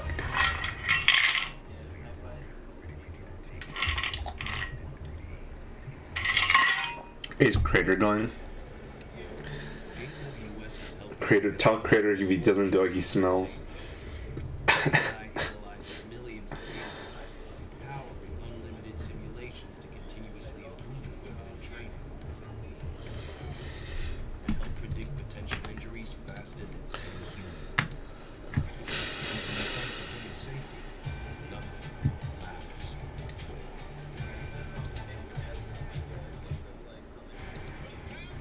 Like a bunch.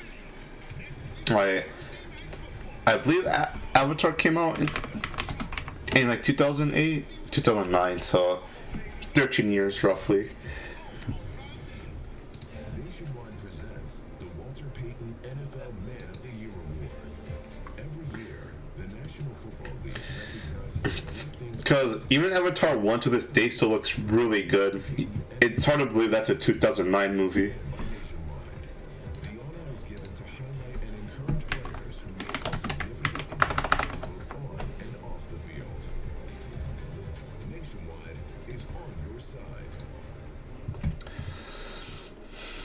Well, that's like a big part of it. The reason why they say they got delayed is because they wanted to have new technology so they can do stuff underwater. So you know that it's pretty obvious they're gonna rely Like the first one relied a lot, but I want to see how they kind of handle with this new one. Especially because, what's up? I did see it was pretty. It was better than I expected. I'm not gonna lie.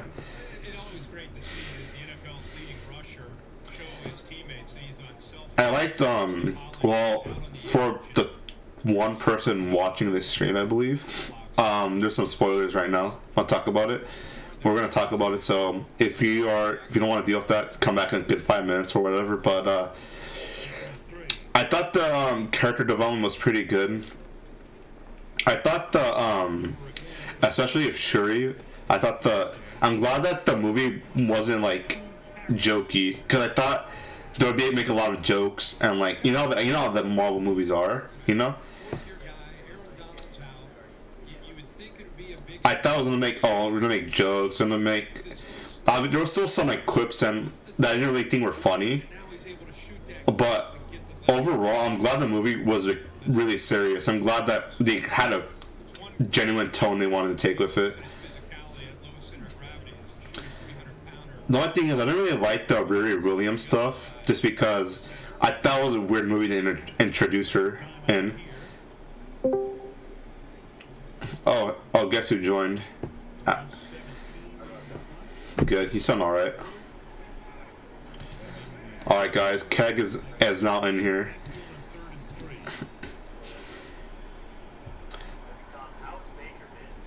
He's been pretty alright, actually. Yeah.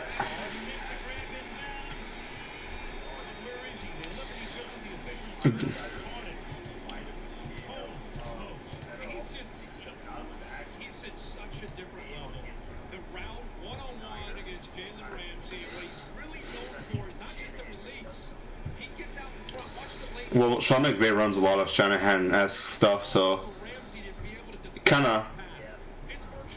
I just think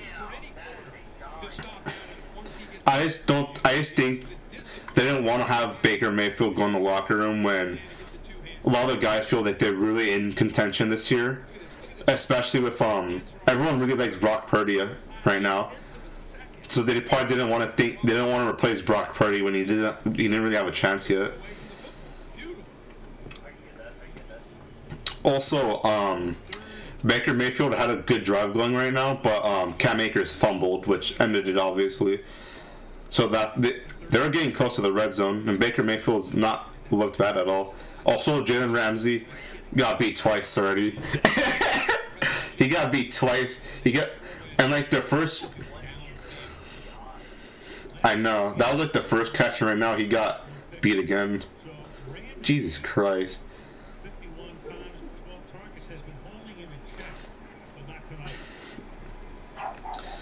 I'm hoping the Rams actually make a stop so this game still stays relatively interesting.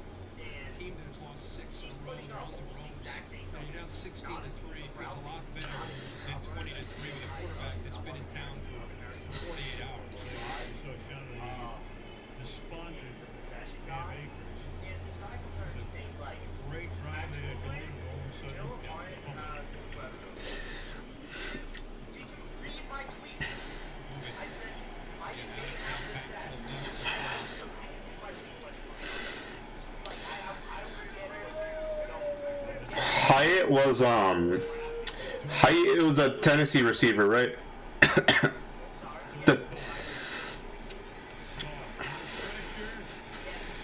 Derek Carr got picked off in the end zone.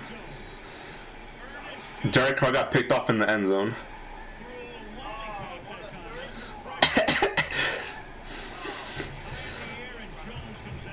I have no idea what he was looking at. I'm not gonna lie. He got hit when he threw. He tried to throw it to Matt Collins and do like double coverage. He got hit in the elbow.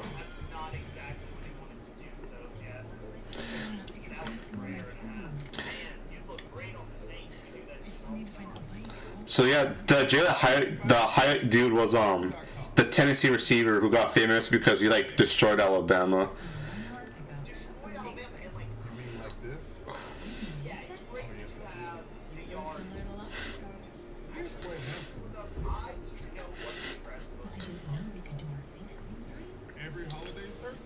It's probably some weird receiver who goes like Western Kentucky, like one of those schools where they put up godly numbers.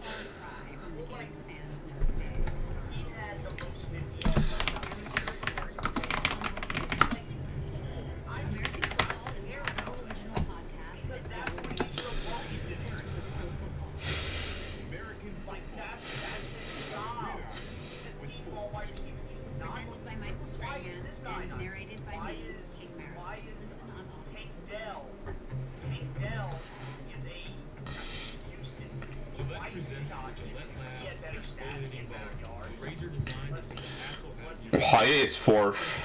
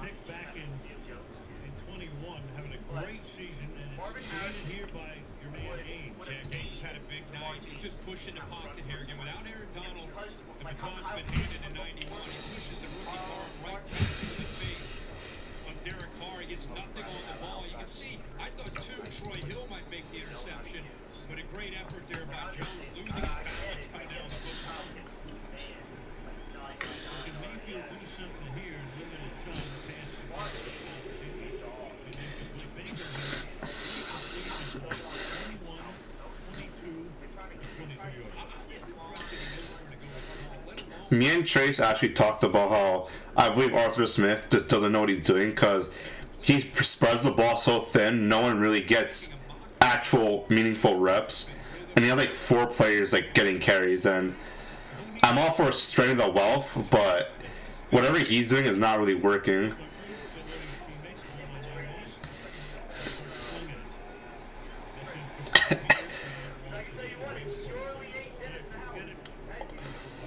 Oh yeah, so we waited for you. So what happened with that Saints game?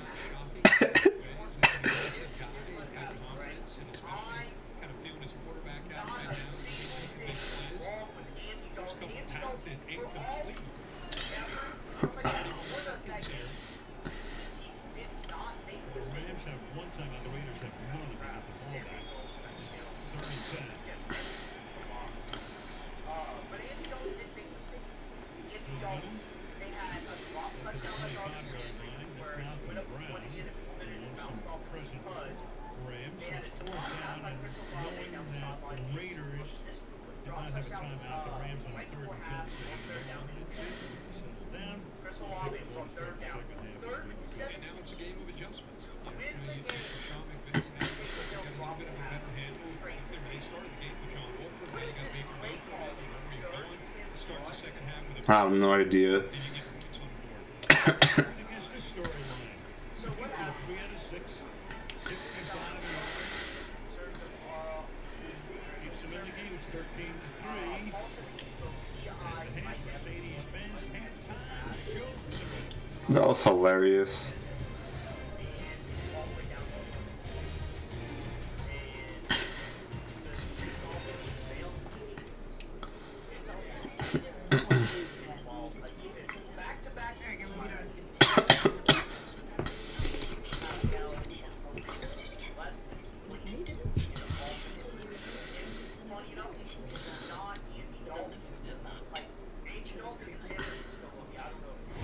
This What Really Happened replay is brought to you by Progressive. One thing no one would chance is saving money. You bundle home and auto with Progressive.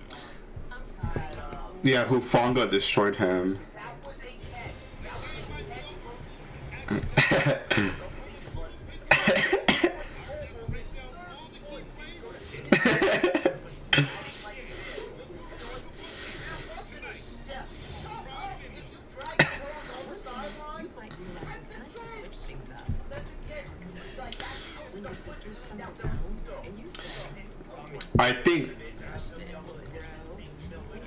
I just think the Hufanga play where he just absolutely destroyed Kamara sealed it because I was on the 1 yard line.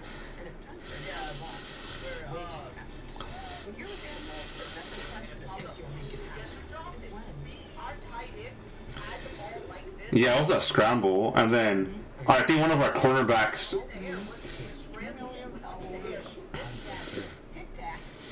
Tic-tacs with candies. One day I had an idea to sneak into Kenny's apartment and connect some cell bulbs for Oh yeah, Nick Bosa like murdered him.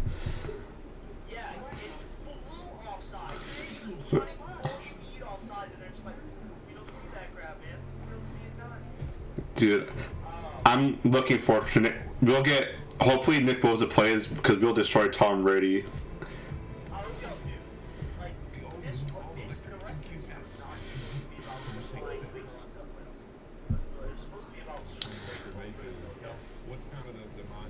Yeah, because they got your pick.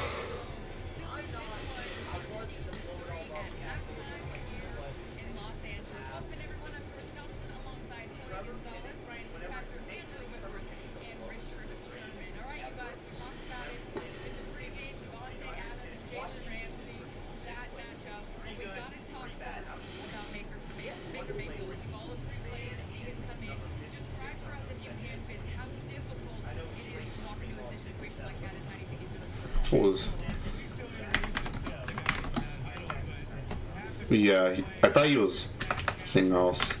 But he's in the 90s. Ibukam. Samson Ibukam.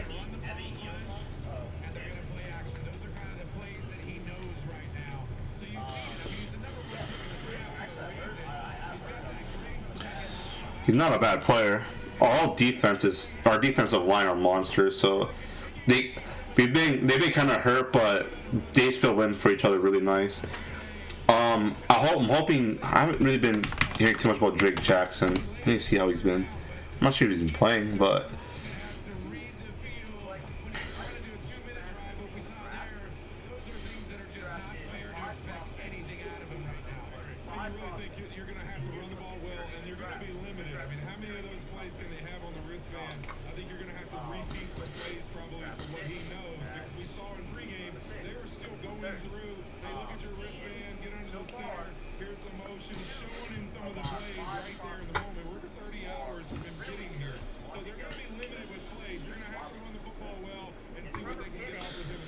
reception here that Devontae Adams had. Saw Jalen Ramsey walk back over and just heard him just sort of shake his head. How do you, I can't stop him. You can only hope to contain him.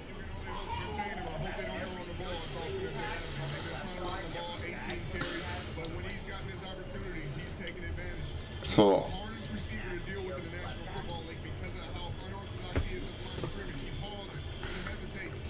I still don't know why the Saints were playing prevent defense against Tom Brady.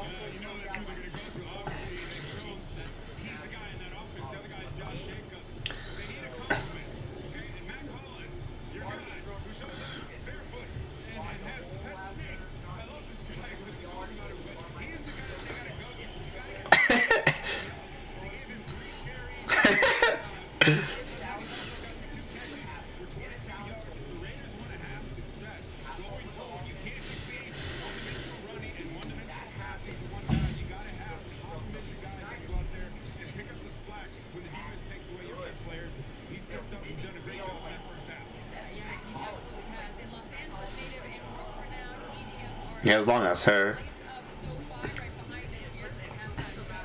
Oh my god, Jesus Christ. Also, there are way too many Raiders fans at that stadium. I know there's no surprise, but still disgusting.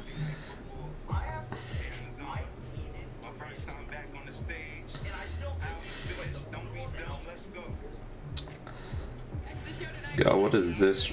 Are you doing a halftime show? What's going on? I'm just watching the broadcast and I'm like really not sure what they're trying to do. Because they're not really giving analysis, but there's kind of like, look at the stadium, not really. So, yeah, that Monday night game was like a disaster.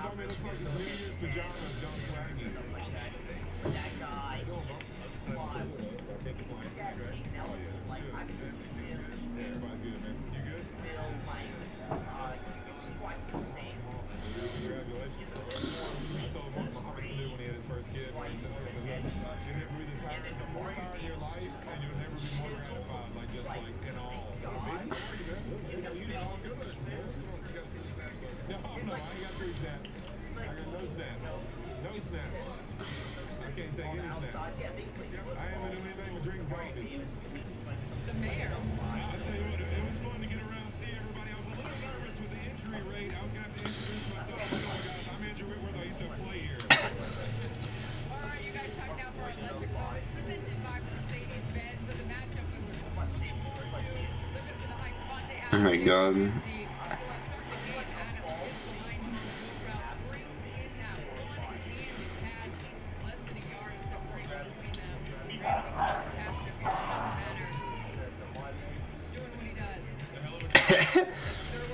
Well, they can use a little bit more entertainment during the halftime show.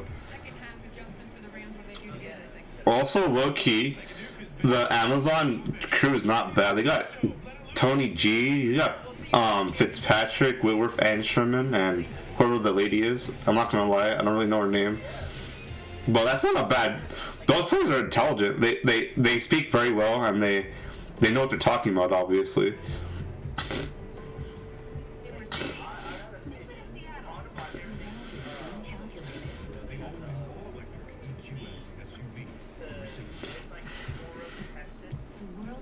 Like the bull.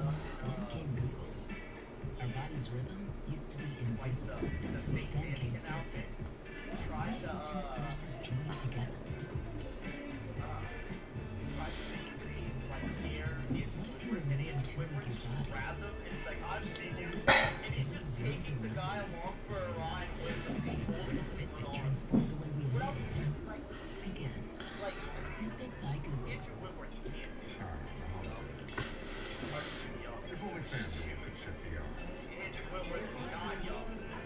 Like, he's old. He's in his 40s. Well, he's probably young in broadcasting.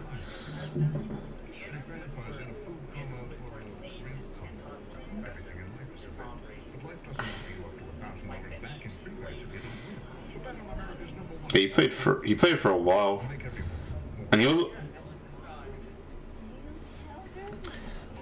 All right, now I'm gonna go take my halftime, like 2-minute break. I'll be right back.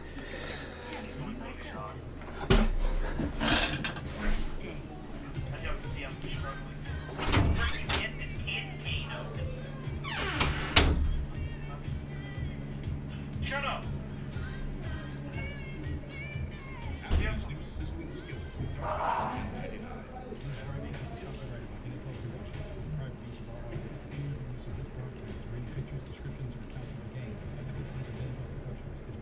I've never struggled this much. Week 14 of the NFL season continues Sunday on CBS and Fox, followed by Dolphins Chargers on Sunday Night Football on NBC.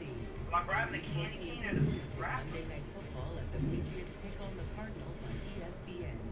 Stream games live on your mobile phone with NFL Plus. SoFi Stadium, Inglewood, California. Rams Oh, I think I got it. on Thursday Night Football. Dude, I have no seats to hurt me. Josh Jacobs into the end zone.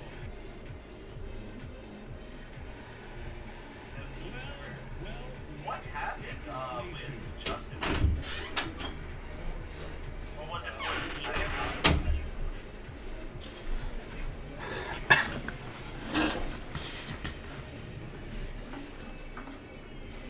All right.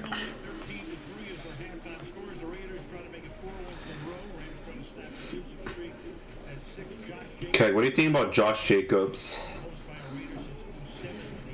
this season?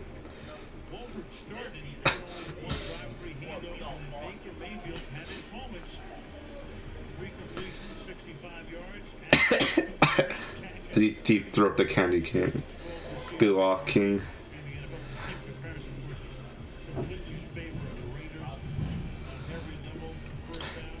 I'm pretty sure I'm pretty sure the Josh Jacobs thing is a contract year, like him getting super powered up.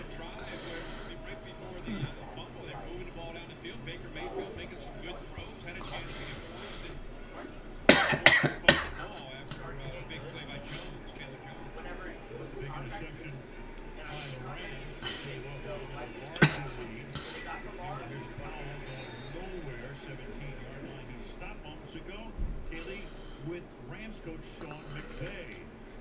Sean, how do you evaluate Baker? Mark Ingram did not. All I know him for this season is when he stepped out of bounds like an inch before.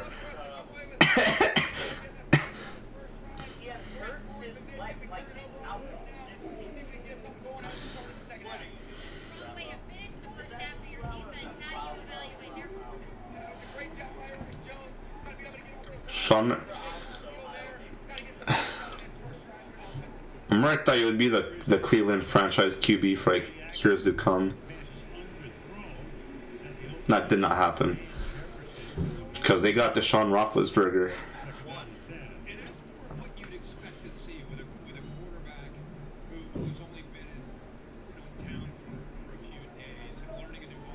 He ended through Van Jefferson. It was not look.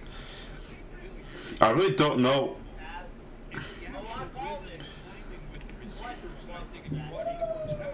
I don't know why they started I don't know why they started John Wolford just from the hand off the ball. Now they have Baker in here. Let's see this. Okay, has some time. Okay, Baker Mayfield just thinks he's Lamar Jackson sometimes.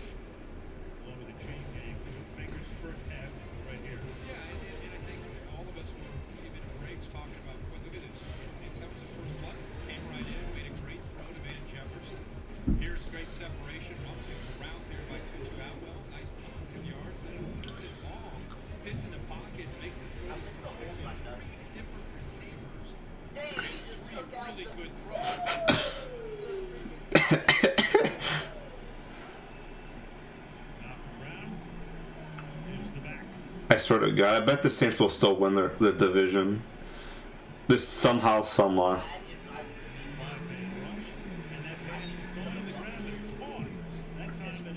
Of course.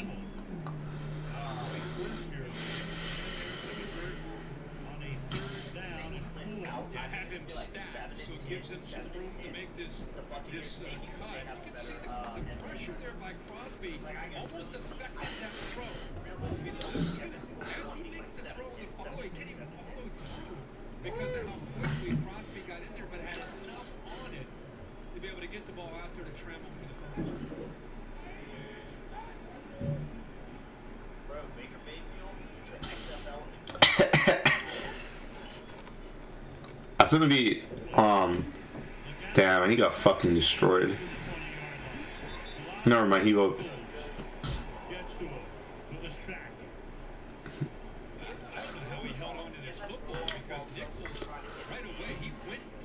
If I'm Sean McVay, I go to Andrew Whitworth right now and I say, "Get your ass in that game, dog. We need you," because this is not helping. This is not epic for him, at least.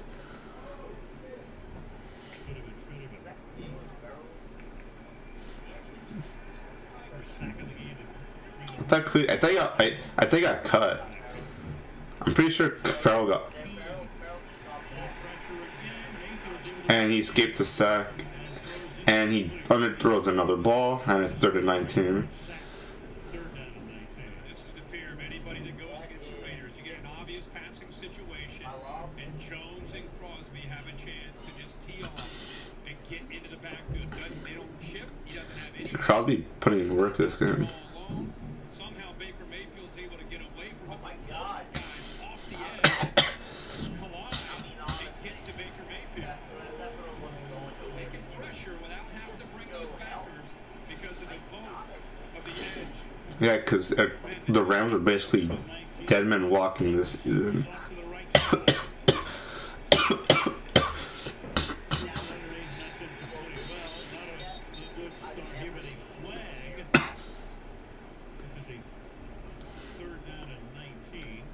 Damn, Baker is getting screwed.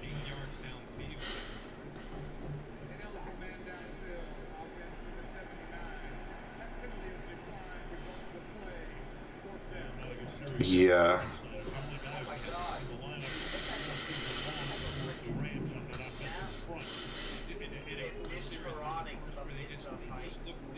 Bruh.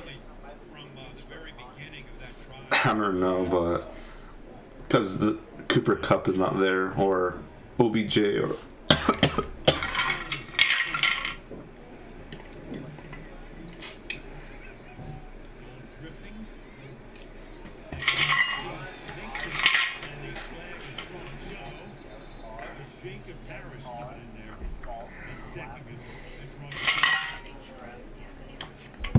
incorrect. You know what's gonna happen? Derek Carr would go to the Indianapolis Colts, and then they have another.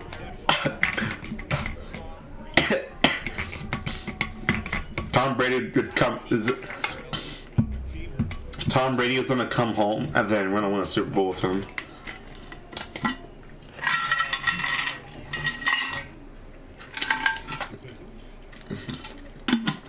But Anthony Anthony Richardson, he declared for the draft. That's gonna be interesting.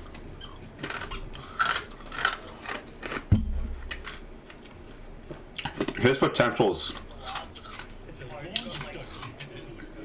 You would think somebody had a really good view of it. They turned him into like a running back. He turned into a running back under the Saints like, offensive system. There you go. It appears to me that he does push him into the respect. Dude, that's literally what it would be. Already they'll leave the flag down, but I think he actually pushes him in and prevents the there's also a foul. Right. There you go. You got 2 flags. So that's the reason for the Because the Saints. coming over to discuss this with Josh McDaniels. James first. I want James first. Better pass blocker. Better front. Hitting the left tackle. Super athletic line. A lot of pulling. So for that to work, Trout is get another Looking at the idea that he can do it, like just go out. Stafford on the bench as well. Oh my god, this flag has been there for like an eternity. Catch interference. Kicking team number 84. Holding on the return team number 20. The Raiders have elected to re-kick the ball. Okay, so they're re-kicking. They're re-kicking the ball. How exciting! So again, if you just joined us, Baker Mayfield joined the team a couple of days ago. Looked good. First time he had the ball. Had a good drive going. Now it's the Rams defense going to have to get them in the game. And I think we're so caught up on Baker Mayfield. Now, we talked in the open. The Rams offense last week with John Wolford, they were running the football, they were running jet sweep, and they're running play action. So as much as we want to see Baker Mayfield, now that they've dug themselves a hole in their trip, go back to that identity that had a really good rhythm. Al Michaels is so old. I can't believe they have him on these games. Started the game, brought Mayfield in. See who's in the next series. We want a re-kick now from the 20. Okay, so they re-punted. Let's see how this one goes. That was not good. Oh, speaking of we were talking about college earlier. Caleb Williams got the AP Player of the Year award.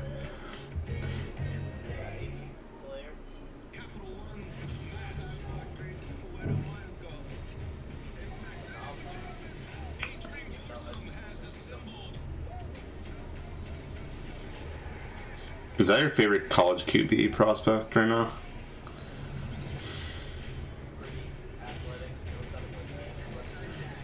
Oh, correctly.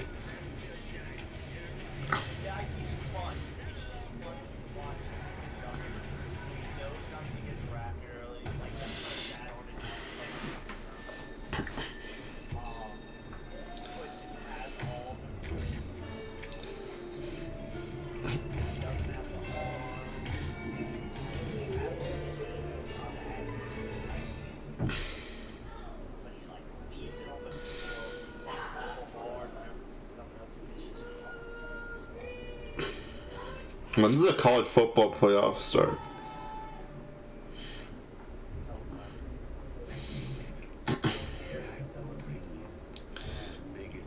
Because you guys lost to Texas A&M.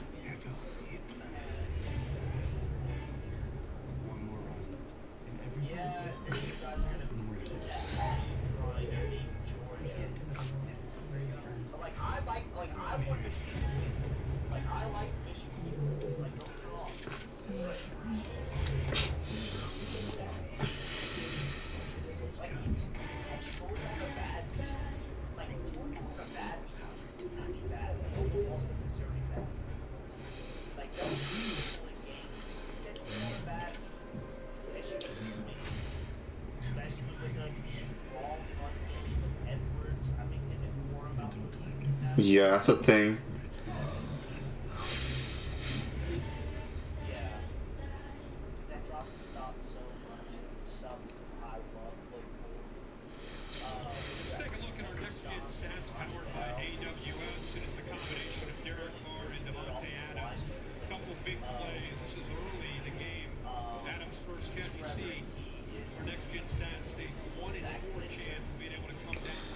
They play against TCU, right? I'm pretty sure. I'm saying they're playing against them. Okay.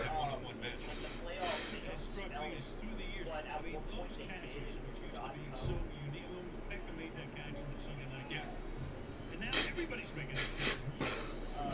And there's just something more graceful about Adams when he does it.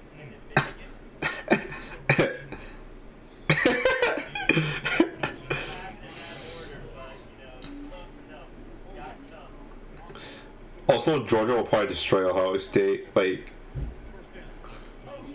something like that. They got lucky that we fucking lost to Utah for some reason. It would have been us getting blown out by Georgia.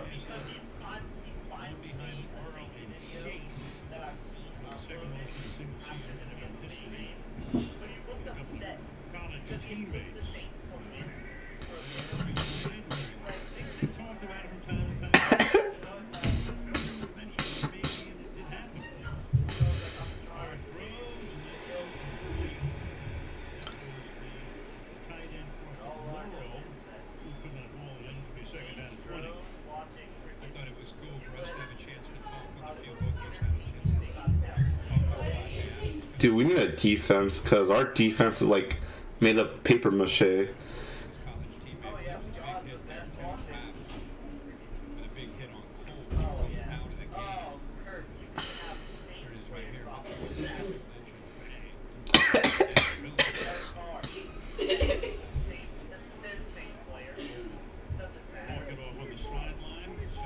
Also, darn Dak Prescott.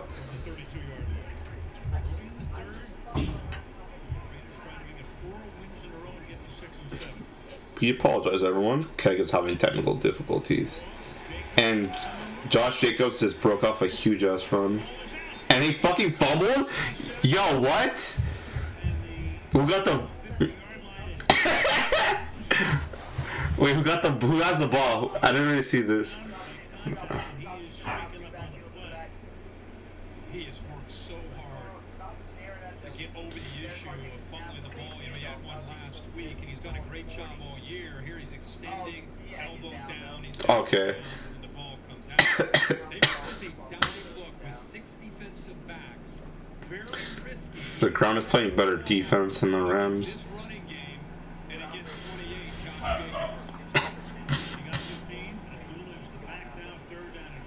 Holy shit, I forgot Big Dick Mitch is in the league.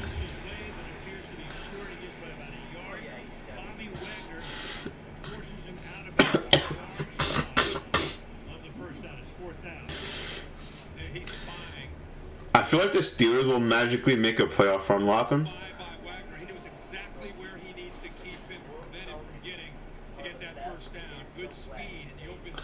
Because the Suns are ass and got blown out by 50 points against the Celtics.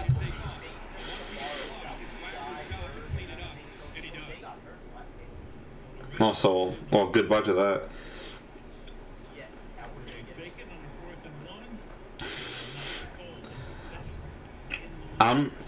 We lost our last game, but we had no AD or Braun, so I'm not really concerned. But we've been playing decent.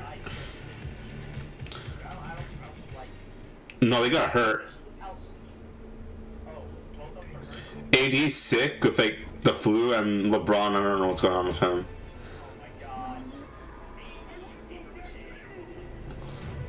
He's gonna come back against the Pelicans and drop like 50 points or something. Cause when he's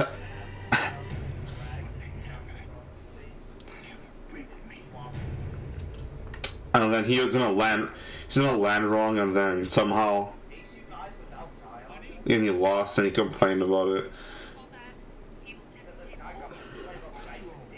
Yeah, because Matt Ryan dropped the game tying like buzzer beater.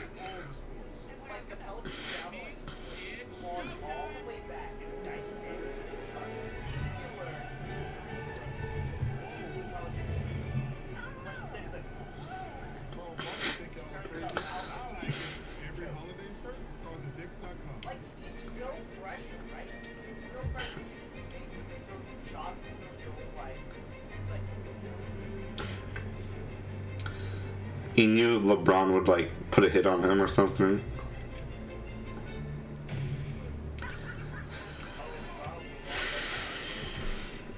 No idea what's going on in the NBA. The NBA is just, it's pretty hard to follow because a lot of teams are just not doing what they're supposed to be doing. The Bulls have fallen off hard. Oh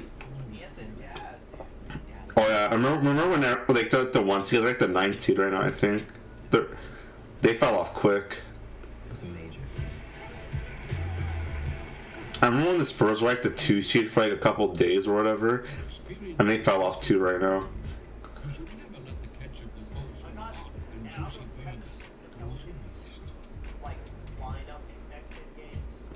No, I'm paying attention.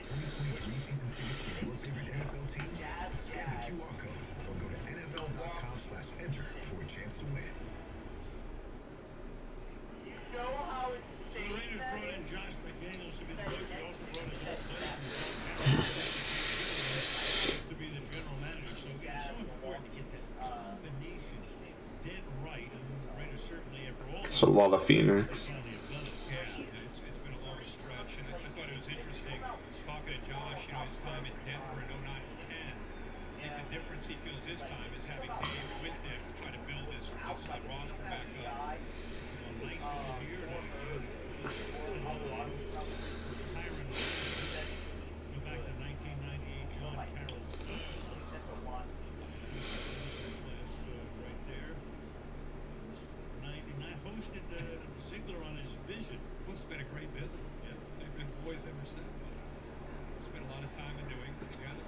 I'm just saying that the NBA is kind of hard to follow, as I mentioned before. Just no one's really been talking about the good teams recently.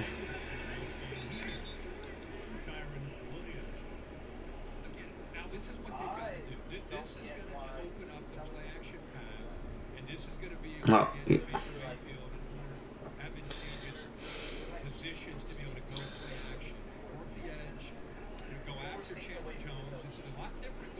Well, once the Sonics come back and once Vegas gets their team, you guys would probably go to the East. I bet you and like Memphis would go to the East, and the Sonics and the Vegas team would just be in the West, obviously.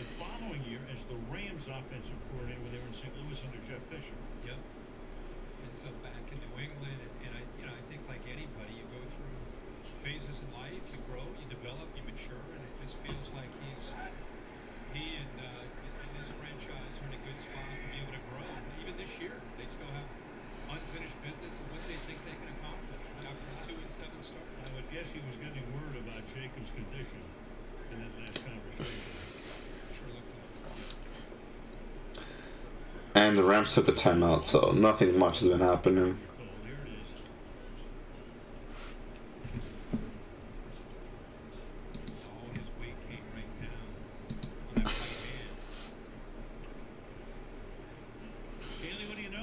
Yeah, so Al, when they took Jacob's glove off, they taped his right finger. Then they put his glove back on and actually bloody taped What are you looking at? to that pinky finger on the outside of the glove. He is not shy about showing that he's in pain when he's trying to remove it. What?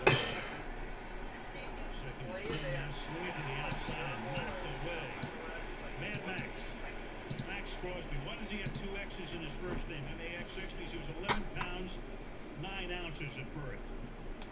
That's pretty good. And he commits himself every week, every day to the cause of getting better. His get off so quick, and when he can't get to you, 11-9. with his length at 6'5", he's able to get up and knock that ball down. Such an athlete within this defense, a real building block in only his 4th year. You say pretty good, not for Mrs. Crosby. Right. 3rd down and 10. And Baker Mayfield just runs like a couple yards maybe. That was a very Quarterback, it's always tough to work through progressions on third down, and especially when you a quarterback that's been learning an offense for 2 days. He worked left, no one's there, comes back to his right. By then, the pressure had gotten to him. Jacobs going back into the locker room. well. Josh Jacobs might be hurt.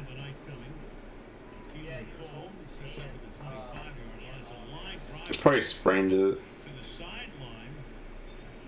And there's a flag down, and they ran into Dixon, and this may give the Rams the first down. Fourth and 10. It's Brandon Bolden. There is no foul now. They throw a flag. So, look through the flag for nothing, bruh. Let's see this. They still run into the kicker, I'm pretty sure, but okay.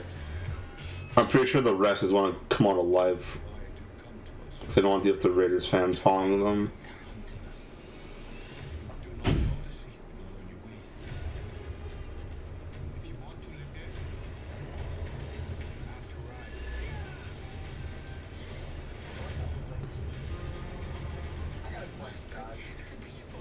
Okay.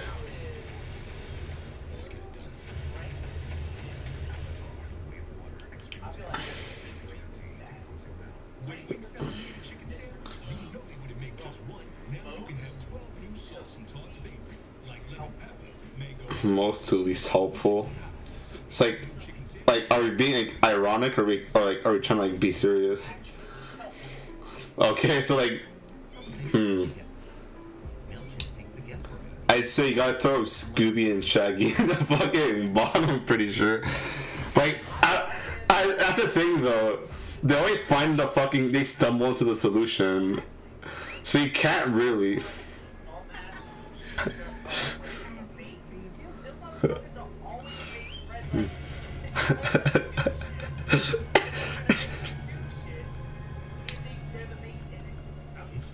Okay, but like, who's that one chick?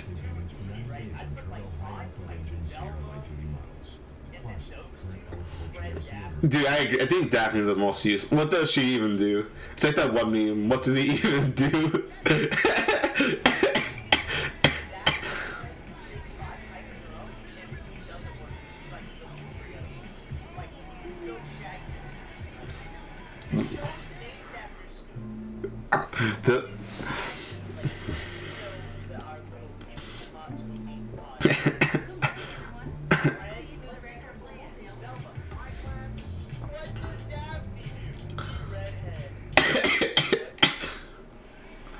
Yeah, because you want to say, I think it's easy to say like Scoobs and Shags are like the most useless because they're always goofing off and shit, but they always just somehow figure it out, or they always somehow like get like some magical power to like fuck up like the villain.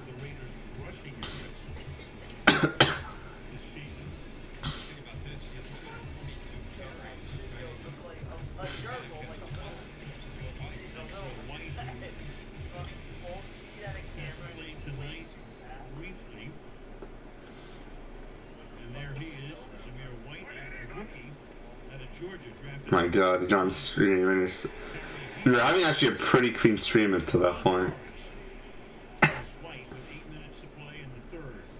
Getting again to that edge. We've seen Michael Hoyt, now we have Keir Thomas. It's a good job in a first. And there's Zamir White, I believe, in the backfield. Lead blocker with Johnson. Just trying to make sure they're able to secure the edge and get positive yards on first and 10. Just you.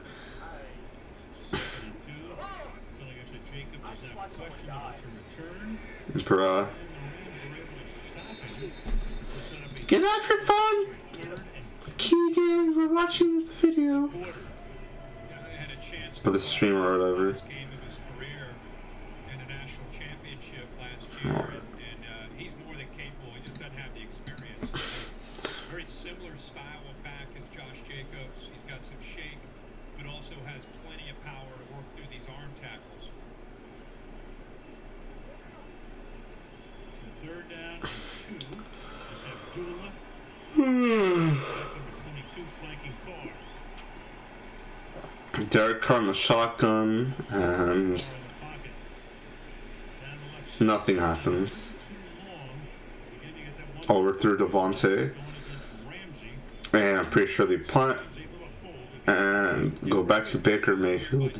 Very exciting.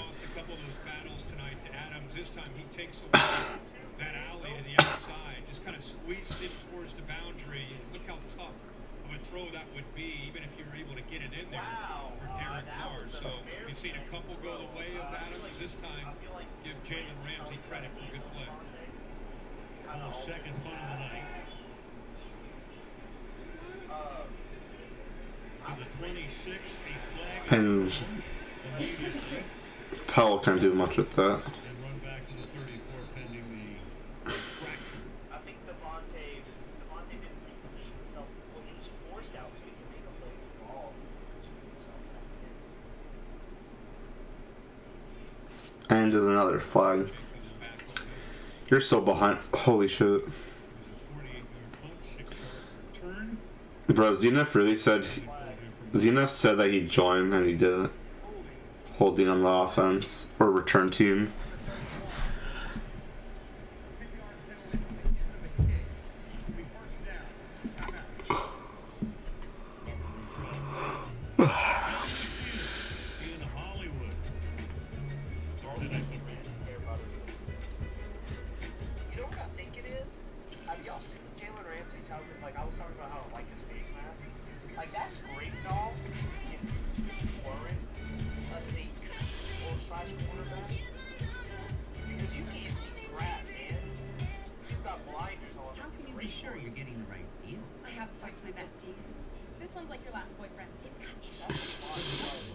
Just say, show me the Carfax value.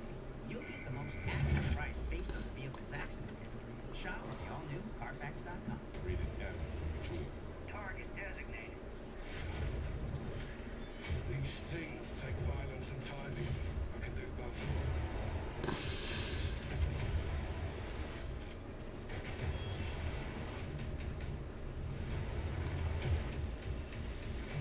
We need Nobby.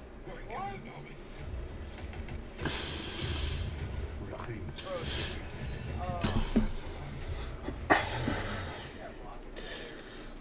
Take a picture. That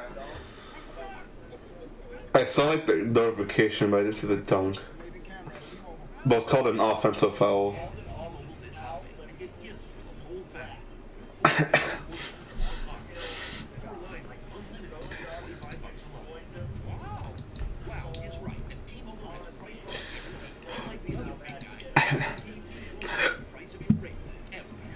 Let's watch this.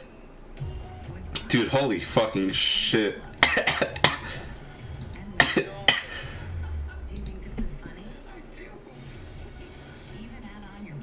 Alright, T. Brings up the ball, and then he just freaking one hand jams that shit all over him.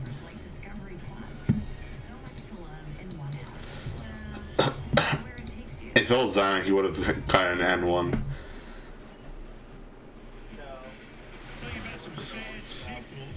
No, wouldn't have. Zion's like a big star. He would have given him. Then I forgot you're Louisiana sports, so it's, it can kind of go either way. And then the Rams were 3-9 now, 6 8 of 9 at the moment down by More. 17-yard line as they begin this drive. On the ground, Akers picking up about 5. Up to the 22. Baker up there, he's changing the call. You know, every run they have, they can. Meaning they'll flip it, they'll go from the left to the right, or right to the left.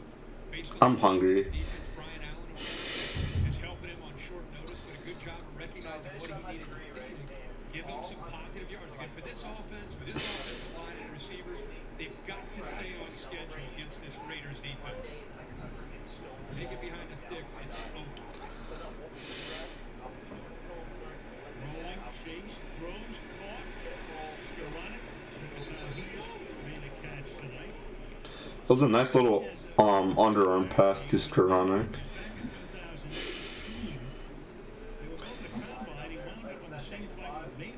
I think so. That year, and they sat together and talked nothing but football for the 3.5 hours between LA and Indy. Genuinely likes him. He just, and it seems like Baker Mayfield in his career has become a polarizing figure from Cleveland to Carolina, whether you're a fan of those teams or not. People have strong feelings towards him. Sean McVay's a fan. I don't know what boy's doing. Like you said on that play. Alright. Baker Mayfield chucks it fucking deep. And then does a PI on Atwell. Or against Atwell. I don't really know how he kind of worded it, but he got a PI going his way. That's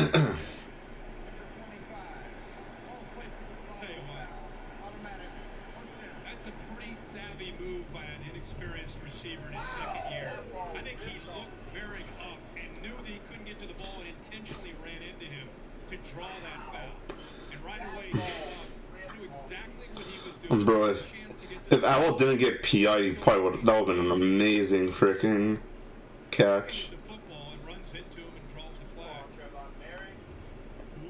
Bedini did do that. 41-yard penalty. I don't know if you guys hear on this stream, but my dad's going crazy in the back. I hear him I hear him screaming right now. Because he's always been a Baker Mayfield fan, so he's happy that he's on his team, obviously.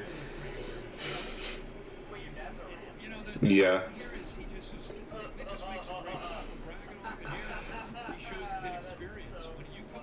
And my mom's a Seahawks fan.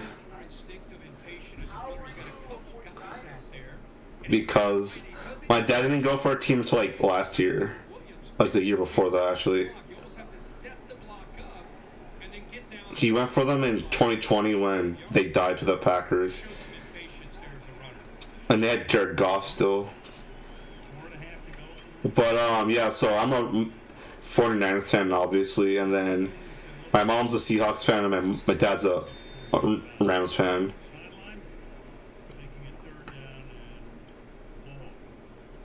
So it gets pretty crazy in here, especially when I needed the Seahawks to lose last week, so I was going for the Rams, because if they would have knocked them down, they would have gone to 500, and we would have had like a nice division lead.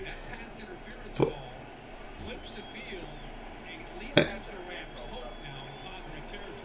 bro, come on. What the fuck are the Rams doing?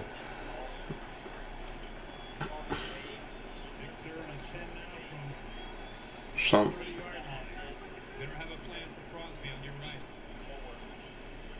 Okay, and Atwell again gets the first down. And there's another fucking flag, Jesus Christ.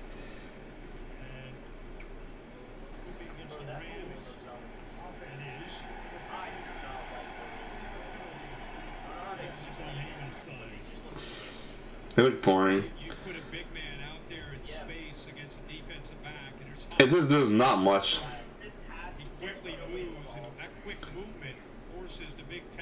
Okay, that's like a whack ass call.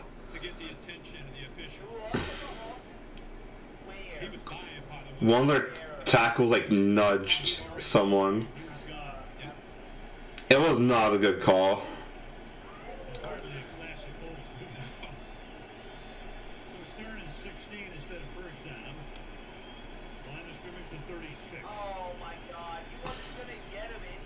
Yeah, that was a shitty call. Alright, see it. And he gets Higby. Is that Higby? No, it's not fucking Higby. It's... Dude, where's Higby been? Is Higby hurt? Because I haven't seen him like all game. Another fucking flag. Jesus Christ.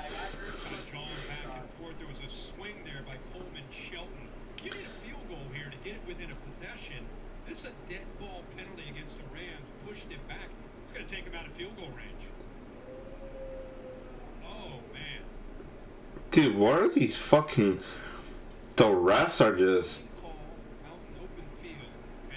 not...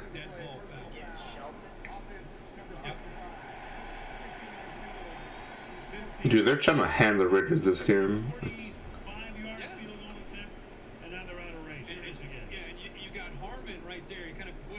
Dude, what? Dude, what the fuck is that call? Dude, the Raiders players were there too, and they don't get shit. That's what catches the attention of the official. So they had a gimme field goal, and now he's gonna have to try it from 61 yards. The refs are fucking the Rams right now pretty hard.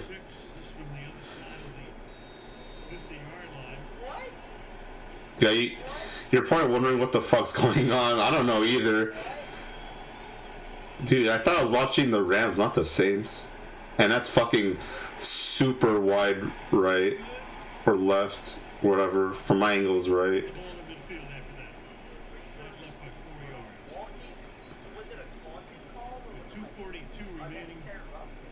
It was just... They said it was personal foul. And... Dude, that was a bad fucking miss, and the Raiders are gonna get good field position.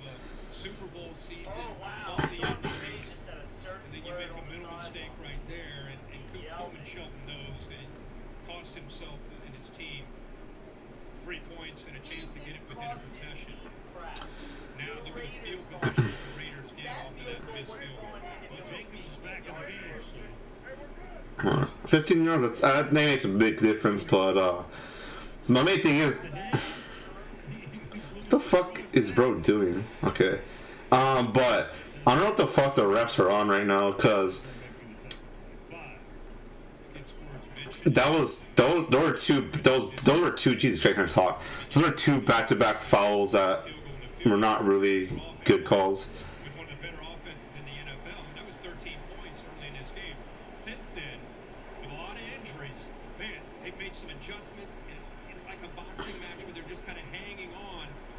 Still 10-point game, but still.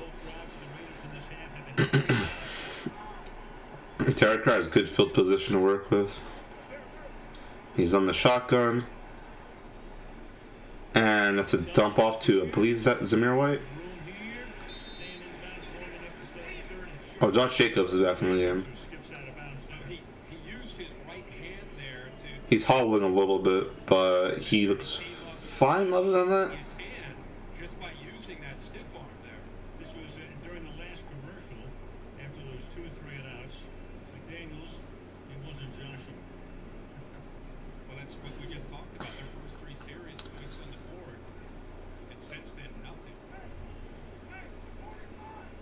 And my stream just, okay.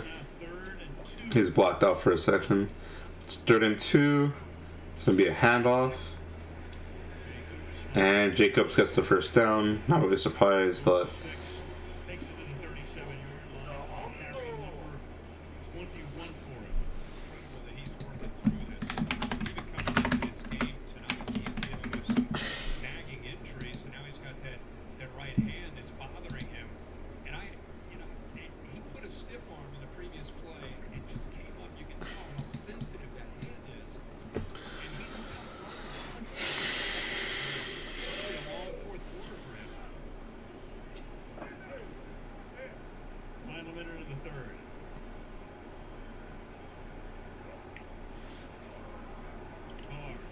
Alright.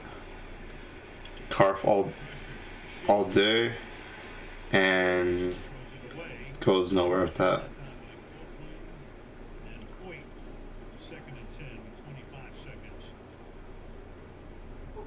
This gives you an idea how much pain he's dealing with. This looks like a routine stiff arm, and then look right away. Look at his face. I mean, you can tell the kind of pain he's dealing with. Those are the grimace. What'd you have for dinner today?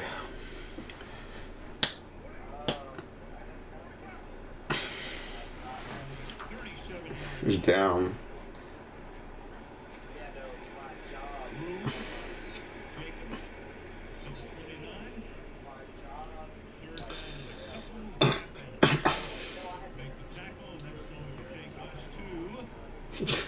What'd you eat then? 7 corn dogs? And it remains at the end of 3. 13 to 3. Back with more from SoFi Stadium.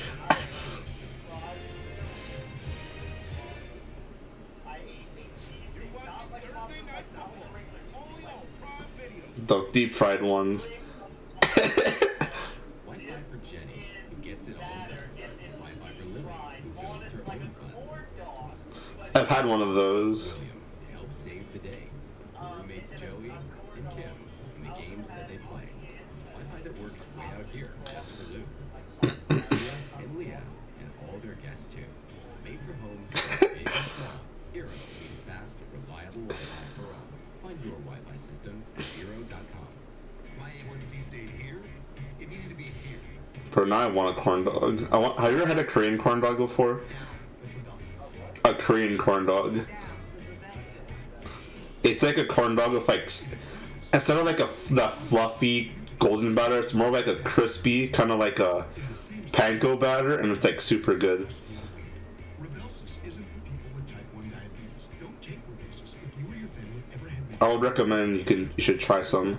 neoplasia syndrome type 2 or if allergic to it. Stop Rybelsus and get medical help right away if you get a lump or swelling in your neck, severe stomach pain, or an allergic reaction. Serious side effects may include pancreatitis, gallbladder problems may occur. Tell your provider about vision problems or taking Rybelsus with a sulfonylurea increases blood pressure risk. Side effects like nausea, vomiting, and diarrhea may lead to dehydration, which may worsen kidney problems. Need to get your A1C down? You may pay as little as $10 per prescription. Oh yeah, these ads are boring, so we're getting it through chat, and the creator was there for like a second. I don't know where he's at right now. He's ducking us probably or something. Let's see. What's going on?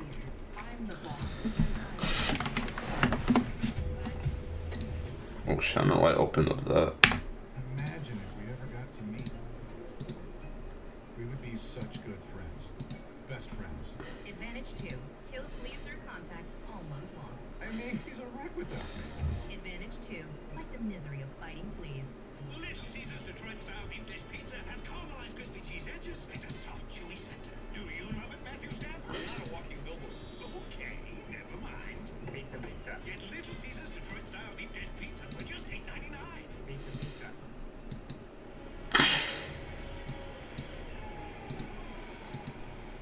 Great look there at one of the most unique venues in the world.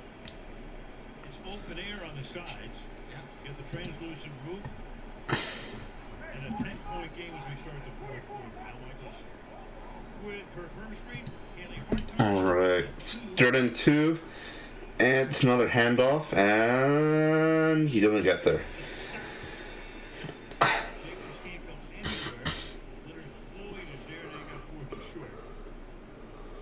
Really good job of Floyd and also Ernest Jones getting off of the potential block by Colton Miller. Off to the edge on the right. I don't know if you can tell, chat, but I'm pretty hungry. And they're going for it on 4th and 1. Okay, they got it.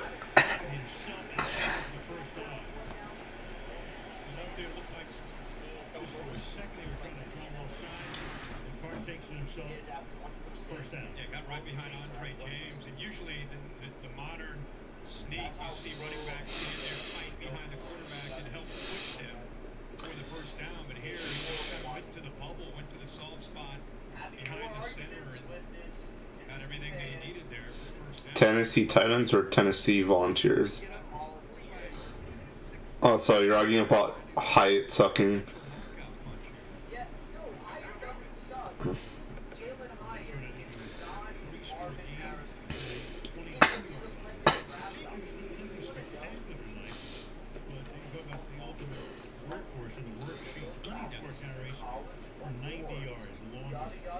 Shaking that hand again. It's showing the durability. It's a straight game. Other offenses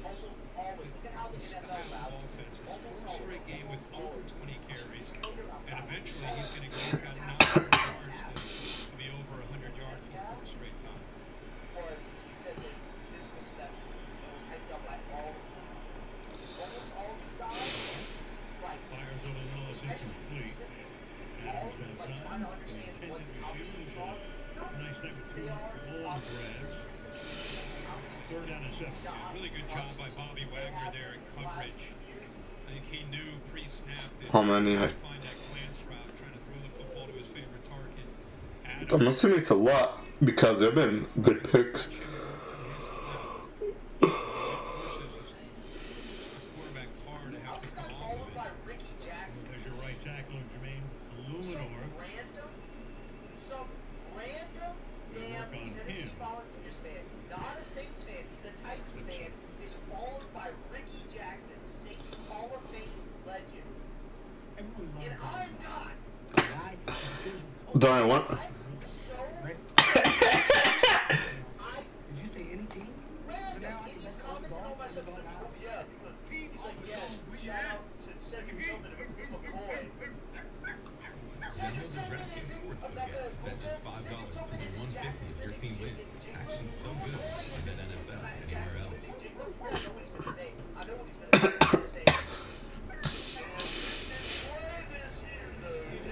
AWS is helping the NFL transform health and safety.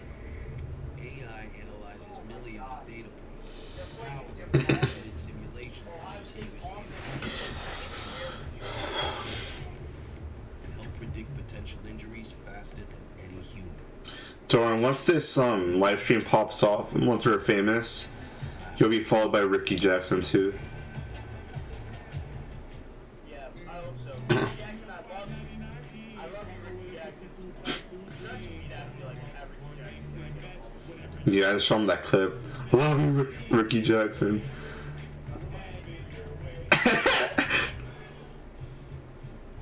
From Santa Claus, Indiana, to Snowflake, Arizona, and everywhere in between, we're holiday ready.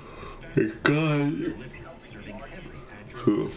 Skew? The United States. I don't know how I predicted it.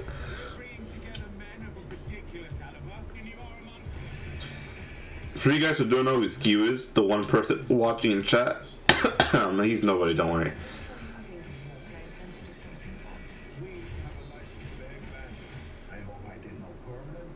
Oh my god, I feel like these commercials have been taking forever.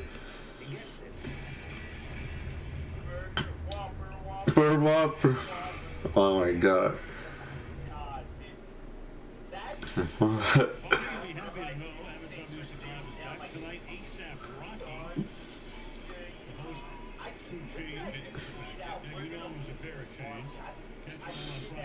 Oh my god, I remember seeing that tweet. Who's been taking out Alex Barnes, and we've got a backup John Simpson in for him. And now a rookie Thayer Mumford comes in for Luminar. So you got a couple rookies now with the left guard and the right tackle. Yeah, I like the opposite of the Coleman curse.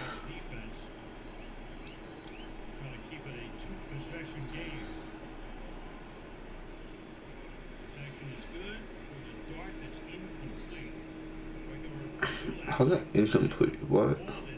I need to see this. Good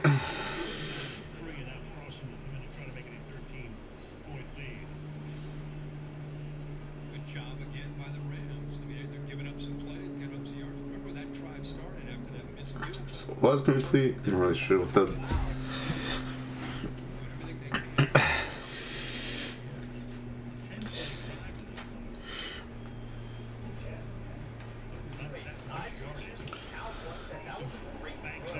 Yeah, I don't know what the fuck Kirk Herbstreit was talking about. I was like, what do you mean incomplete? Bobby Wagner, the veteran, his 11th year, has been instrumental with a lot of the injuries. What? Him has had a big night in keeping his defense competitive. You've seen him against the run that time. Oh god. If all the Raiders are known to collapse, you might have just spoken something into existence.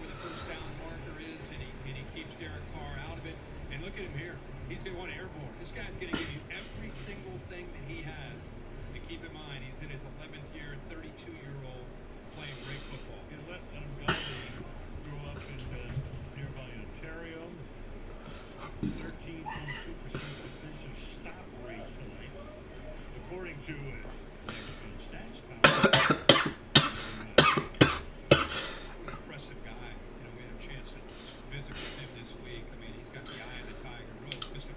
Well, yeah. Speaking of stuff, your favorite team changed their quarterback. Your favorite team changed their quarterback recently. Did you hear about that? I mean, your favorite team. I mean the Atlanta Falcons.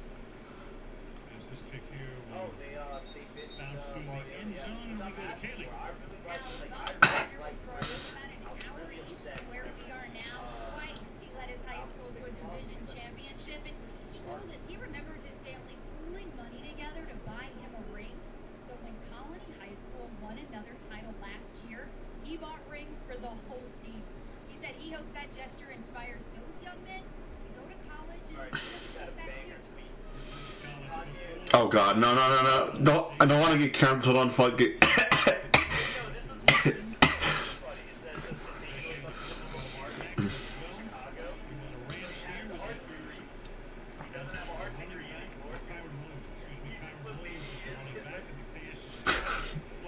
Jesus. Oh, look, Higby did something, but yeah, folks, don't talk about Kanye West because that's like minefield and a half.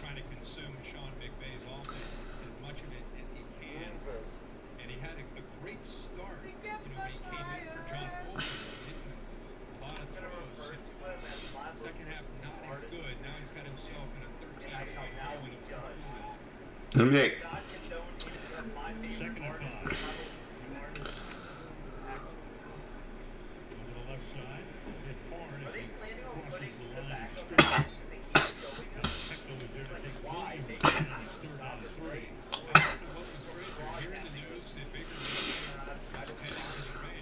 because they want to have drama, like, oh my God, Baker Mayfield actually the starter.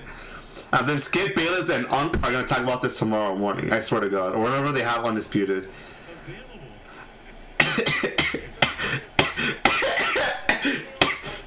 I know, but fucking Shannon Sharp hates him.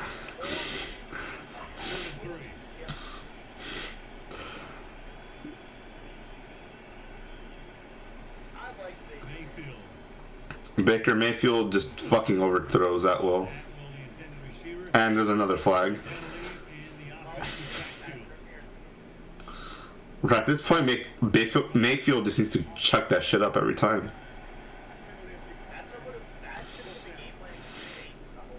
Wait, what?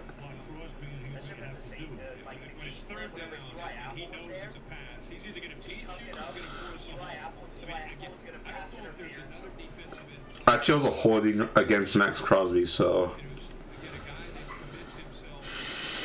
Alright, it's 4th and 3, and I'm pretty sure it's going for it because they need to.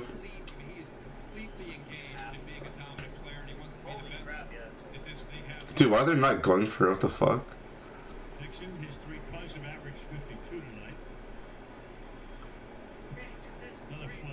And there's another fucking flag.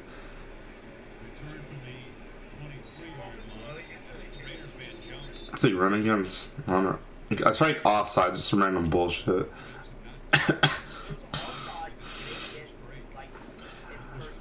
I believe so. Yeah, I was offsides.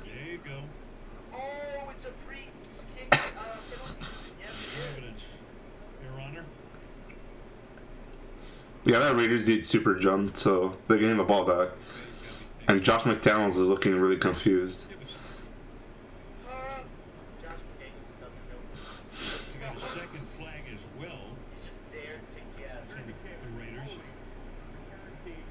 And it's a holding too.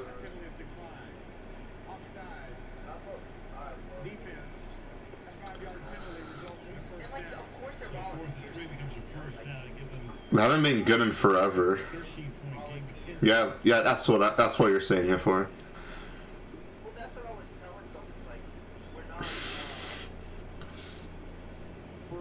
So, hey, look, it's Farrell, and Farrell's the one who fucked up.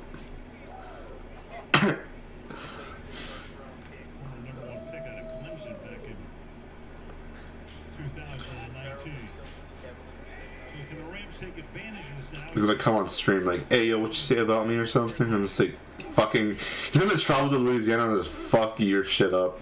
Baker Mayfield throws a dime, and it's caught by Jefferson. And another fucking flag.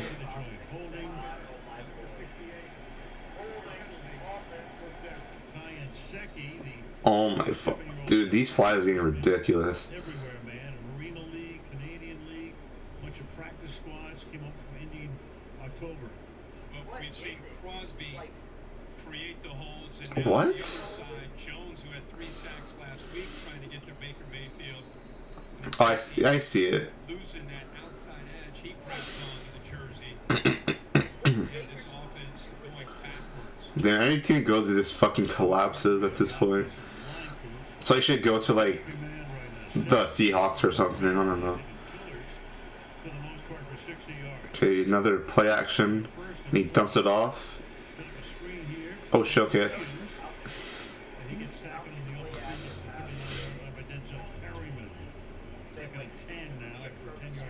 Yeah, even a small thing like that for Baker Mayfield, just being here in a short time, a screen pass, it's about selling it and then throwing it. Execute It's not a bad screen. to get some positive yards. And he got another dime to Skoranek. Dude, I drew another fucking flag. I'm gonna cry, dude. I'm tired of these flags. I wanna watch the game, man.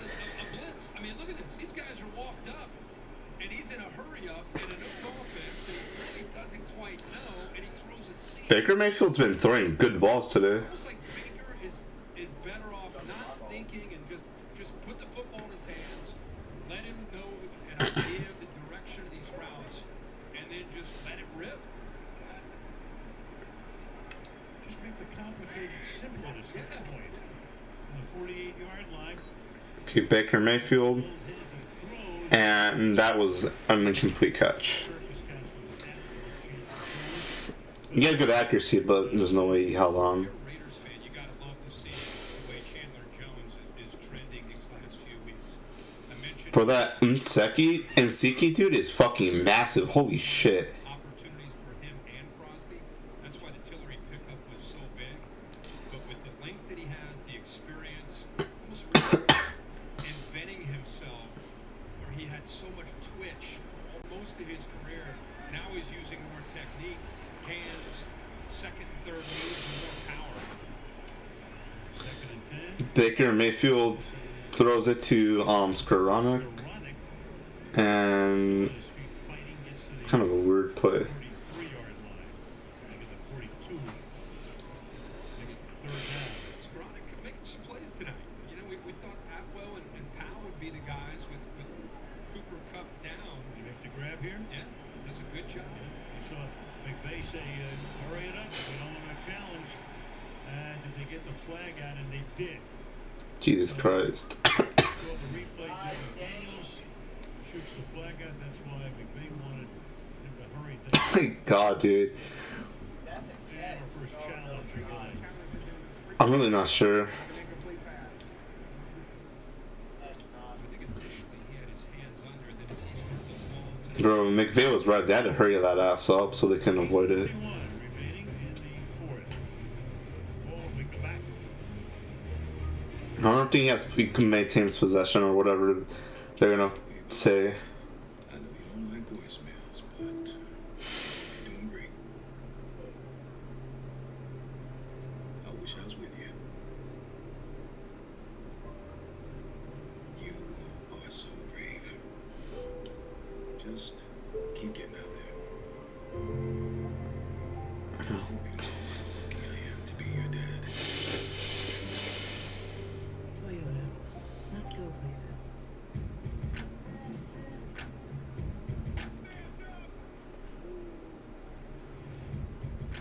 Google, take us some quick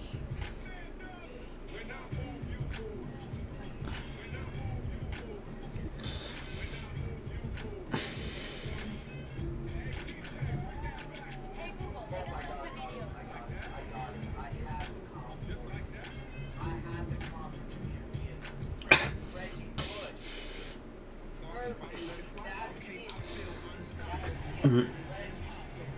College Reggie Bush?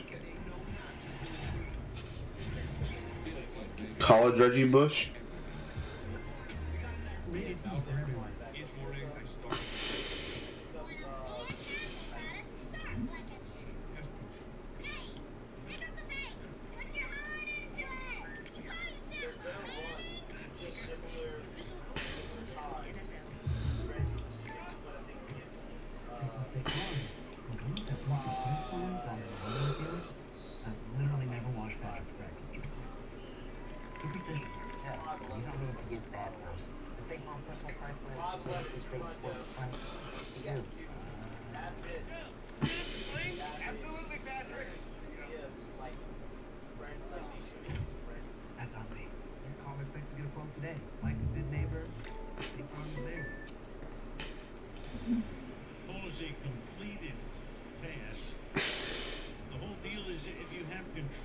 I said that's what the call on the field was.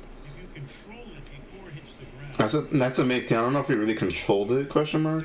Cause he it's a complete. cause he had his hand under it, so Expect that this ball will stand as a completed pass. I think I'm pretty sure that's a completed pass because he wasn't down either, so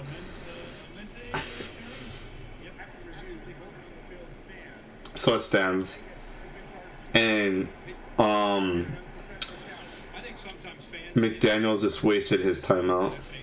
Or timeout, I should say. And his challenge, so.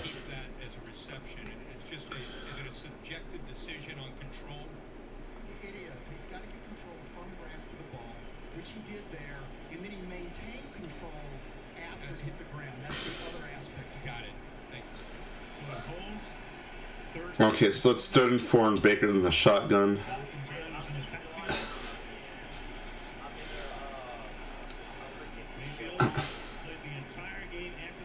And that was like a super offsides.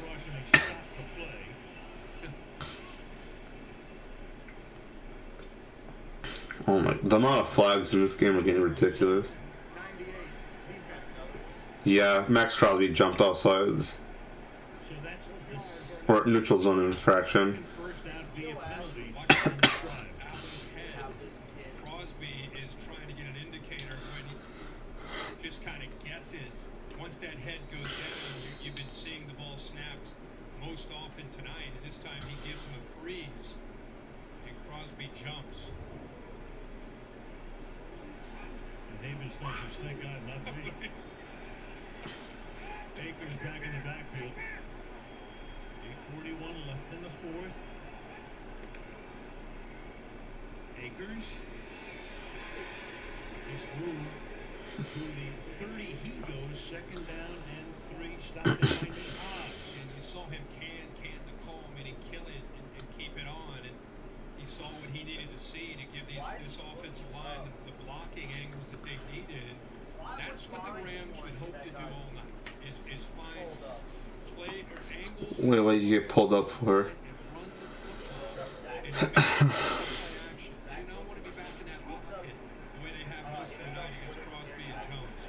Second and 1-2, just inside the 30-yard line. Gets it away, caught. It's going to be 1st down. Tight end Tyler Higbee. Let's drive down 9 plays, 51 yards, 7 of those are passes. Really impressive job here. You run the football. I said that. Action that Baker Mayfield is really comfortable in doing. He's not just a guy throwing from the pocket. He likes to get out on the edge. But how about that throw that time to Higbee? Had to work that around Chandler Jones to make that throw. Mayfield at 12 out of 22 for 130 yards.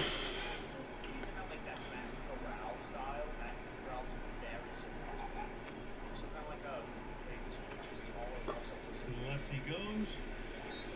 Stop right there. Hey, Denver Russell Wilson. Face mask called on Masterson. The officials. I remember one of my friends pulled up a Discord message of me saying Zach Wilson will be a great leader for the Jets, and that the pick was not bad. And now that looks like dog shit because Mike motherfucking White is taking over that department. If Mike motherfucking White actually had good play calling, they would have beat the Vikings. No gain, 2nd down and 10. Mayfield throwing. And no, there's no way you caught that thing. So it's 3rd and 10. It's a position that Baker and this offense has been in, unfortunately, quite a bit, especially in the second half. The ball's either going to have to come out fast or you're going to have to move the pocket, because here's Crosby and Jones are going to tee off on those offensive tackles. Like 6.5 more minutes. At the moment, it's the Raiders. This game is gonna make 6.5 more minutes like PIs and like offsides and bullshit. Mayfield in the pocket to the outside, reaching up, grabbing it. Inbounds to Atwell. So a huge 3rd and 10. Did they literally they beat the Rams and they beat the Raiders. They remember when they destroyed the Raiders and they shut them out. You knew it was coming. You better get the ball out fast. Watch how he grabs onto him around the neck. Somehow Baker Mayfield still gets his ball off. That's been happening a lot lately, and it's another holding Crosby didn't call. I guess it's the only fucking way they can stop him. I'm,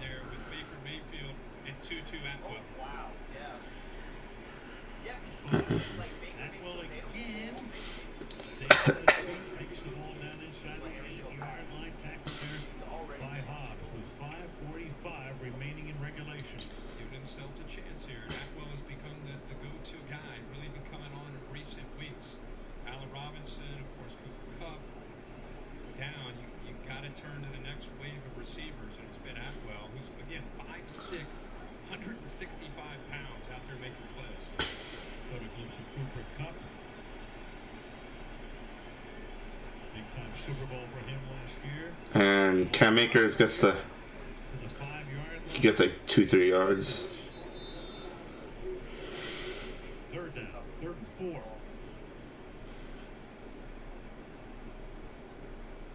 Raiders making this offense have to earn it, right? Making them try, eat the clock, not giving up the big plays. It is 3rd and 4 in the red zone, and let's see what Baker can do.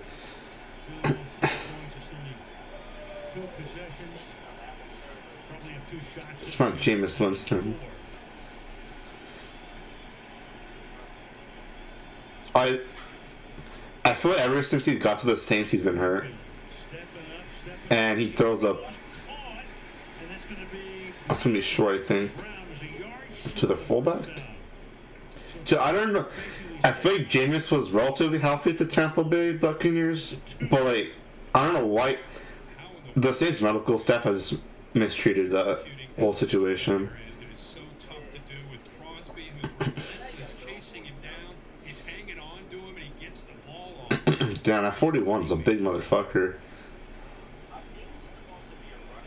4th and 1. Clock now under Oh, I thought that's their fullback. Brown in the backfield and a timeout. Taken here by the Rams, so they're down to their last one. I'm not gonna give him too much shit because he's literally coming off 2 days of notice. The night and said, you know, it's kind of like mystery theater. We didn't think Mayfield was Yeah, it's 4th and 1, and Sean McVay's talking to him like, "Yo, you better not fuck this up. I'm gonna send your ass back to Matt Rule." Okay, Sean. I don't know how Baker Mayfield talks. I'm not gonna lie. I know you muted your mic. I'm pretty sure you're talking to your mom, or your dad, or your whoever. And he's out there learning an offense in 2 teams. And he's dealing with Crosby, and John Wolford is sure trying to help him as much as he could these last couple of days. He's kept his helmet on. Poor Wolford started the All right, Baker. dying to get back in. Meanwhile, 4th and 1. And Mayfield keeping it. And it's forward progress for the first, I believe, to Cam Akers. Who are you talking to right now? He gets it inside the 1-yard line. Oh, okay. Tackled there by Merrick, but has enough. Here's the line in the shot. The yellow line grabs it. Forward progress. Clearly has it. All right, it's 1st and goal, and Baker Mayfield hands it off to Cam Akers, and that's a touchdown. That's a touchdown. There's no way it's not, I believe. And the Raiders, who haven't stopped the 1st and goal in about 14 years, seemingly, give up another one. Bro, Al Michael just throw some shots at the Raiders. With a new quarterback, I mean, he's got to go over Chandler Jones and make that throw. Heck of an effort by Cam Akers, by the way, to secure the catch. Yeah, the ball does get across for the 1st down. They go hurry up, and they get 6 finally on the board. Here's your TD. Just does get it to the goal line and in. That ball must have somehow gotten across. He must be taking a peek at that. They are.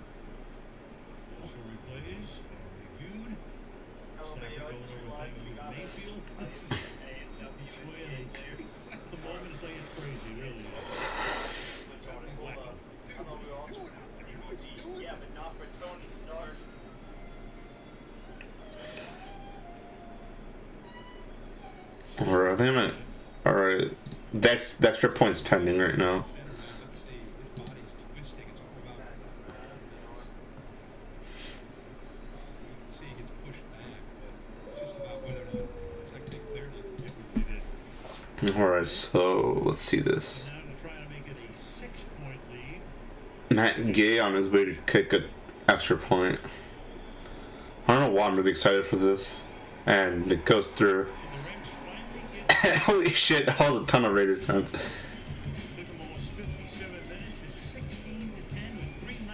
Alright, so if the Rams get a stop, they have a real chance of getting this shit back to win it.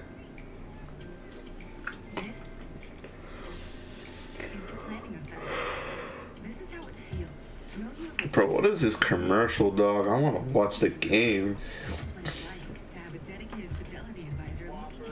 Fuck you. Bake. And helping you plan for future generations. This is the planning effect from Fidelity. Bacon Swiss on BK. Have it your way. I can low-key go for some, like, burgers again. I had Carl's Jr. the other day. Oh, it was pretty. I had the bacon western cheeseburger. It was fire.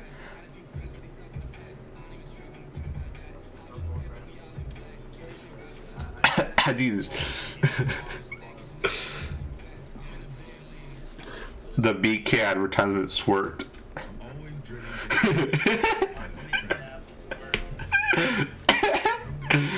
Dude, you're gonna go to like the direct room. BK Whopper. Can I have a triple Whopper? I got.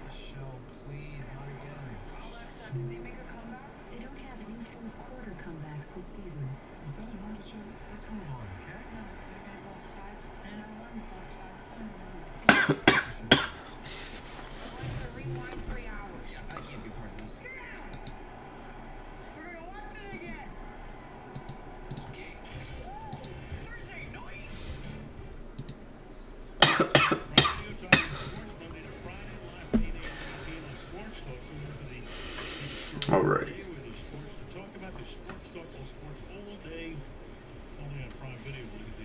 My back hurts for some reason.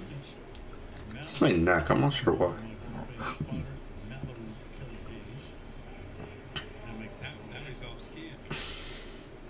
Meanwhile, you got the Rams expecting an onside, or the Raiders expecting an onside kick here. Will they really do an onside kick? I'm not really sure why they would expect it this early.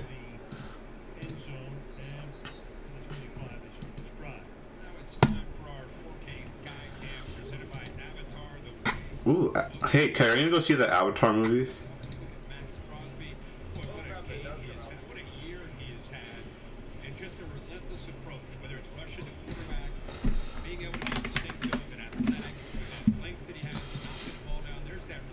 Are you gonna go see it or no?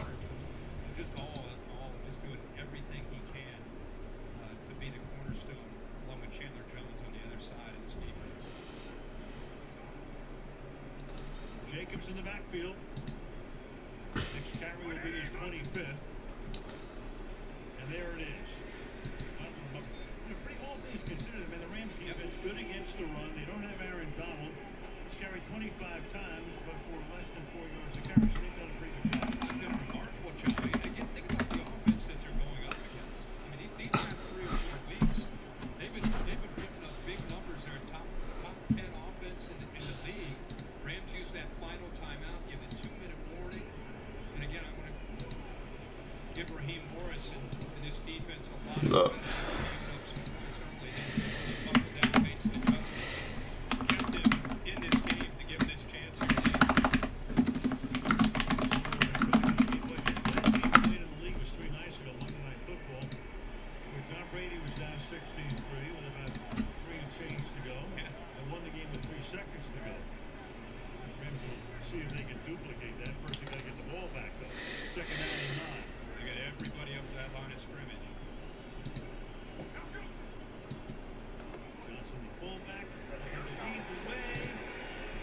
No, he's not in the game, buddy.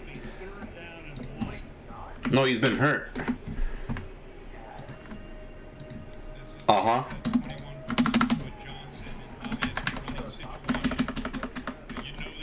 He got hurt with a sprained ankle against... Who did they play against before the Seahawks?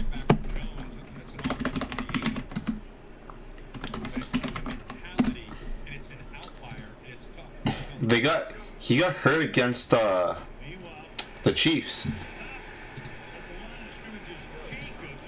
Yeah, I saw a thing. This is his first time that he's been hurt with an injury his whole career.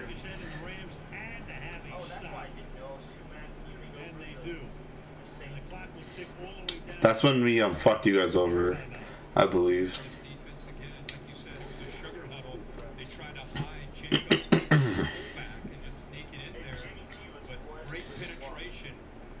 Bro, Jimmy G, slipping Jimmy got hurt, so it's up to Brock Purdy to man the fort.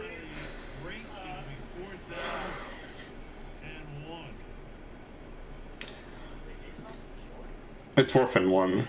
I was really paying attention because one of my group mates from one of my classes was asking me something important. Because I'm really not trying to do all that work by myself.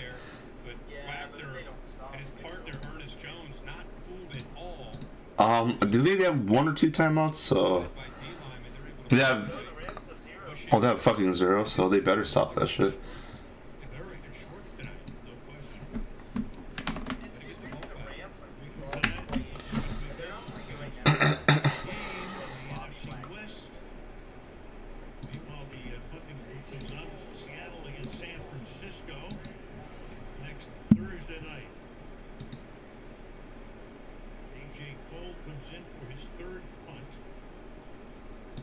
What they're punt? Wait, why are they punting it?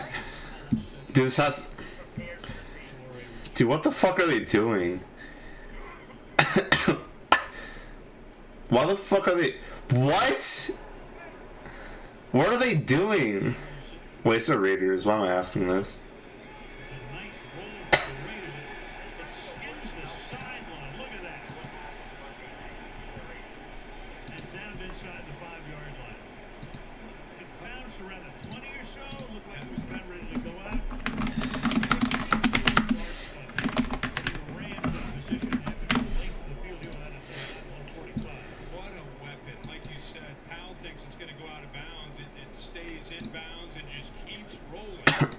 They got a they got a lucky ass bounce, but is that dude fucking grittying? Why is Matt Collins grittying?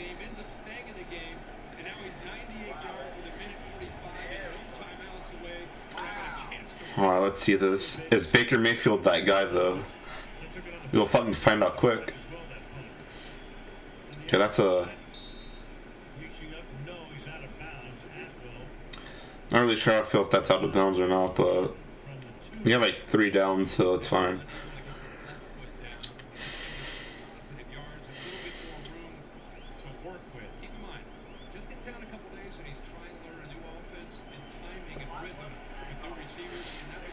I feel like they won the game and this shit's still going on.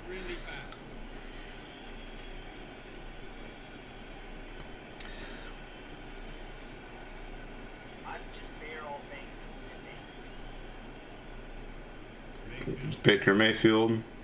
Oh, that's a very nice catch by Tutu. And he's out of bounds, so. But they better start hurrying up because they only have a minute and a half left in game time.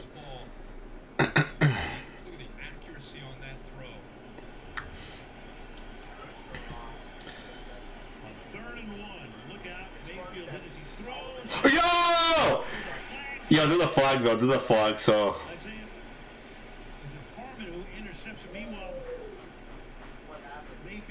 Wait, let's watch it.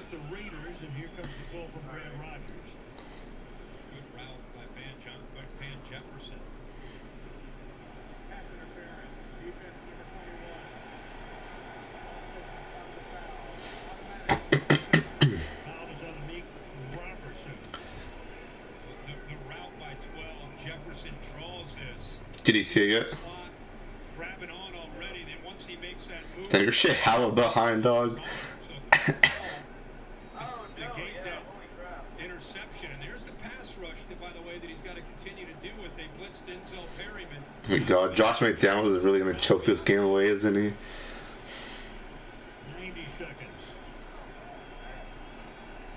Have to go 78 yards.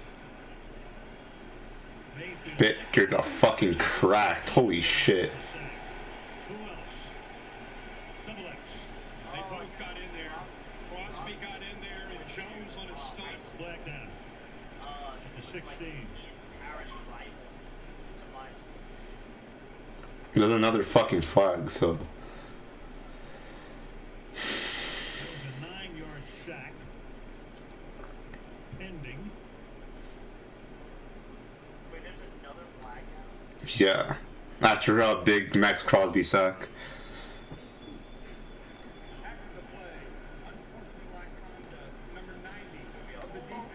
It's unsportsmanlike conduct. They're getting the Raiders are getting fucked right now. Oh boy, Jerry Tillery. Josh McDaniels on the sideline. That's bullshit. That's bullshit. Let's see this.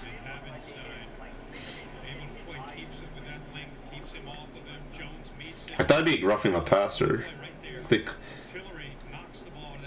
Bro, what the fuck is that Tillery dude doing? He got up in Baker's fucking face and knocked the ball away.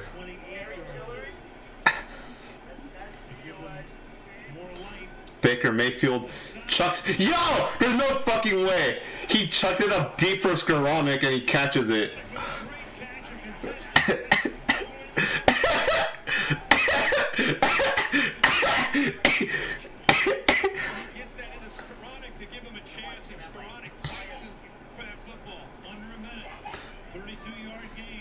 Baker Mayfield dumps it off to Brown.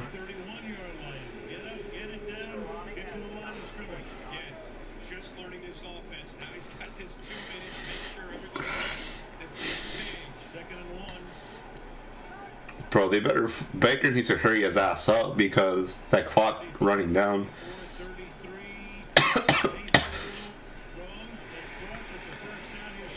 Skoranek, dude. Skoranek became fucking Cooper Kupp. Dude, holy fuck. Dude, the fucking cameraman's like shaking in his boots right now. He can't keep up. Okay, they spiked it. 15 seconds left. Around the 25-ish yard line. 2nd and 10. This is a heck of a throw. Great coverage by Nate Hobbs. Puts the ball where Skoranek can go. Skoranek fucking mossed Hobbs. Holy shit.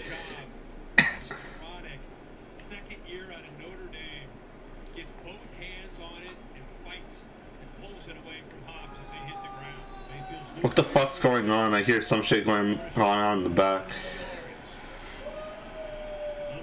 Alright, Baker Mayfield in the fucking shotgun. 2nd and 10. He chucks it up. And yo! Holy shit! Van Jefferson fucking touchdown. Yo! The fucking Raiders are choking on Dick. Holy shit! Raiders collapse! Raiders collapse on stream!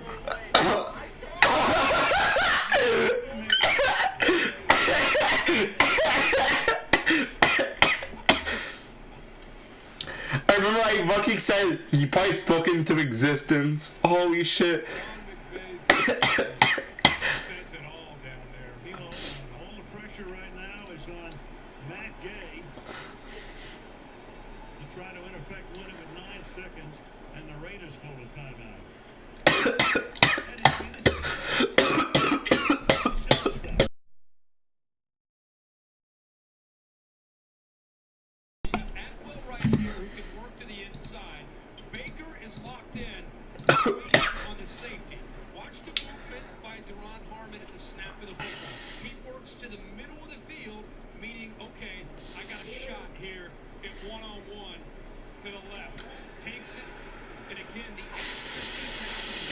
Receivers he's never thrown with.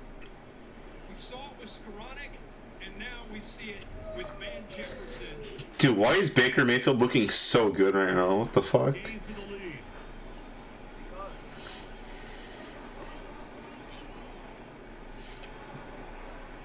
Matt Gay kicks it through. Los Angeles. Some Browns fans are saying right now, come home. Come home.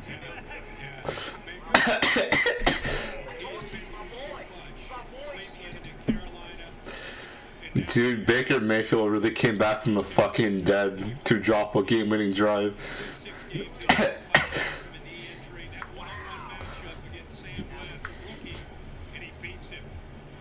Dude, that was like in a fucking perfectly positioned ball. By Baker Mayfield over the shoulder, and there's a concentration by Jefferson. God, low. It's a team that's lost 6 in a row. They're 3-9. They've had more injuries than anybody. Carolina, we did that Carolina-Atlanta game, and thank goodness he didn't wind up in concussion protocol that night. I mean, think about this. Carolina says, hey, no, you know, you're inactive, you're our third quarterback. He comes in here and he does this thing. Unreal. And you've done a few games in your time. Honestly, I'm not trying to make this like more than it is. Has the league ever seen anything like this after 2 days of being in a town? Not too many quarterbacks have come in on 2 days' notice. Alright, see what Derek Carr can do. Oh my god, dude, that was fucking ridiculous.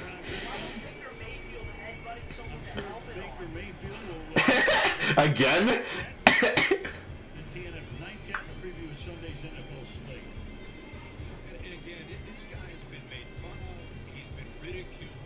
He's a polarizing figure for so many people. And for him to just kind of keep fighting the fight. He'll be doing a commercial with SoFi if he's going to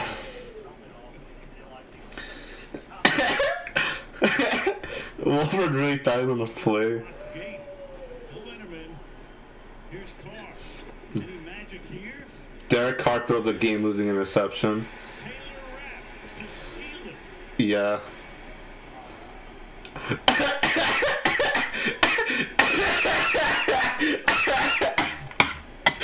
Jesus Christ. The 10 Rams fans in attendance are very pleased. If you're a Rams fan, I advise you to evacuate that stadium because you're probably gonna get stabbed right now.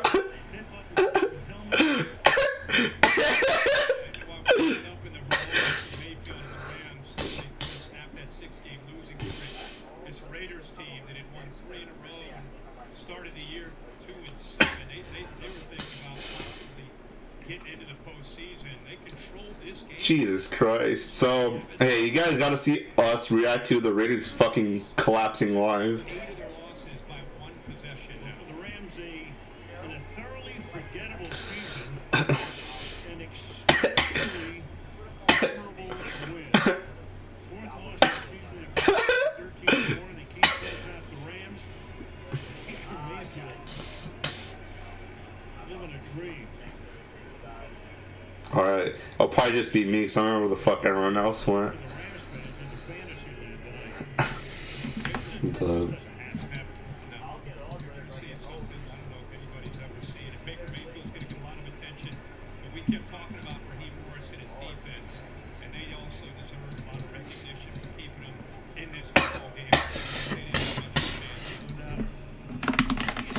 Oh, dude, the Raiders fan in our Discord server is like, I don't know what's happening.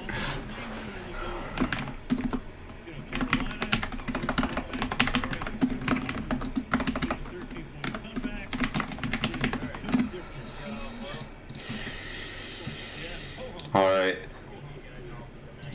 It's been real for you guys. See you guys later. Thanks for joining us.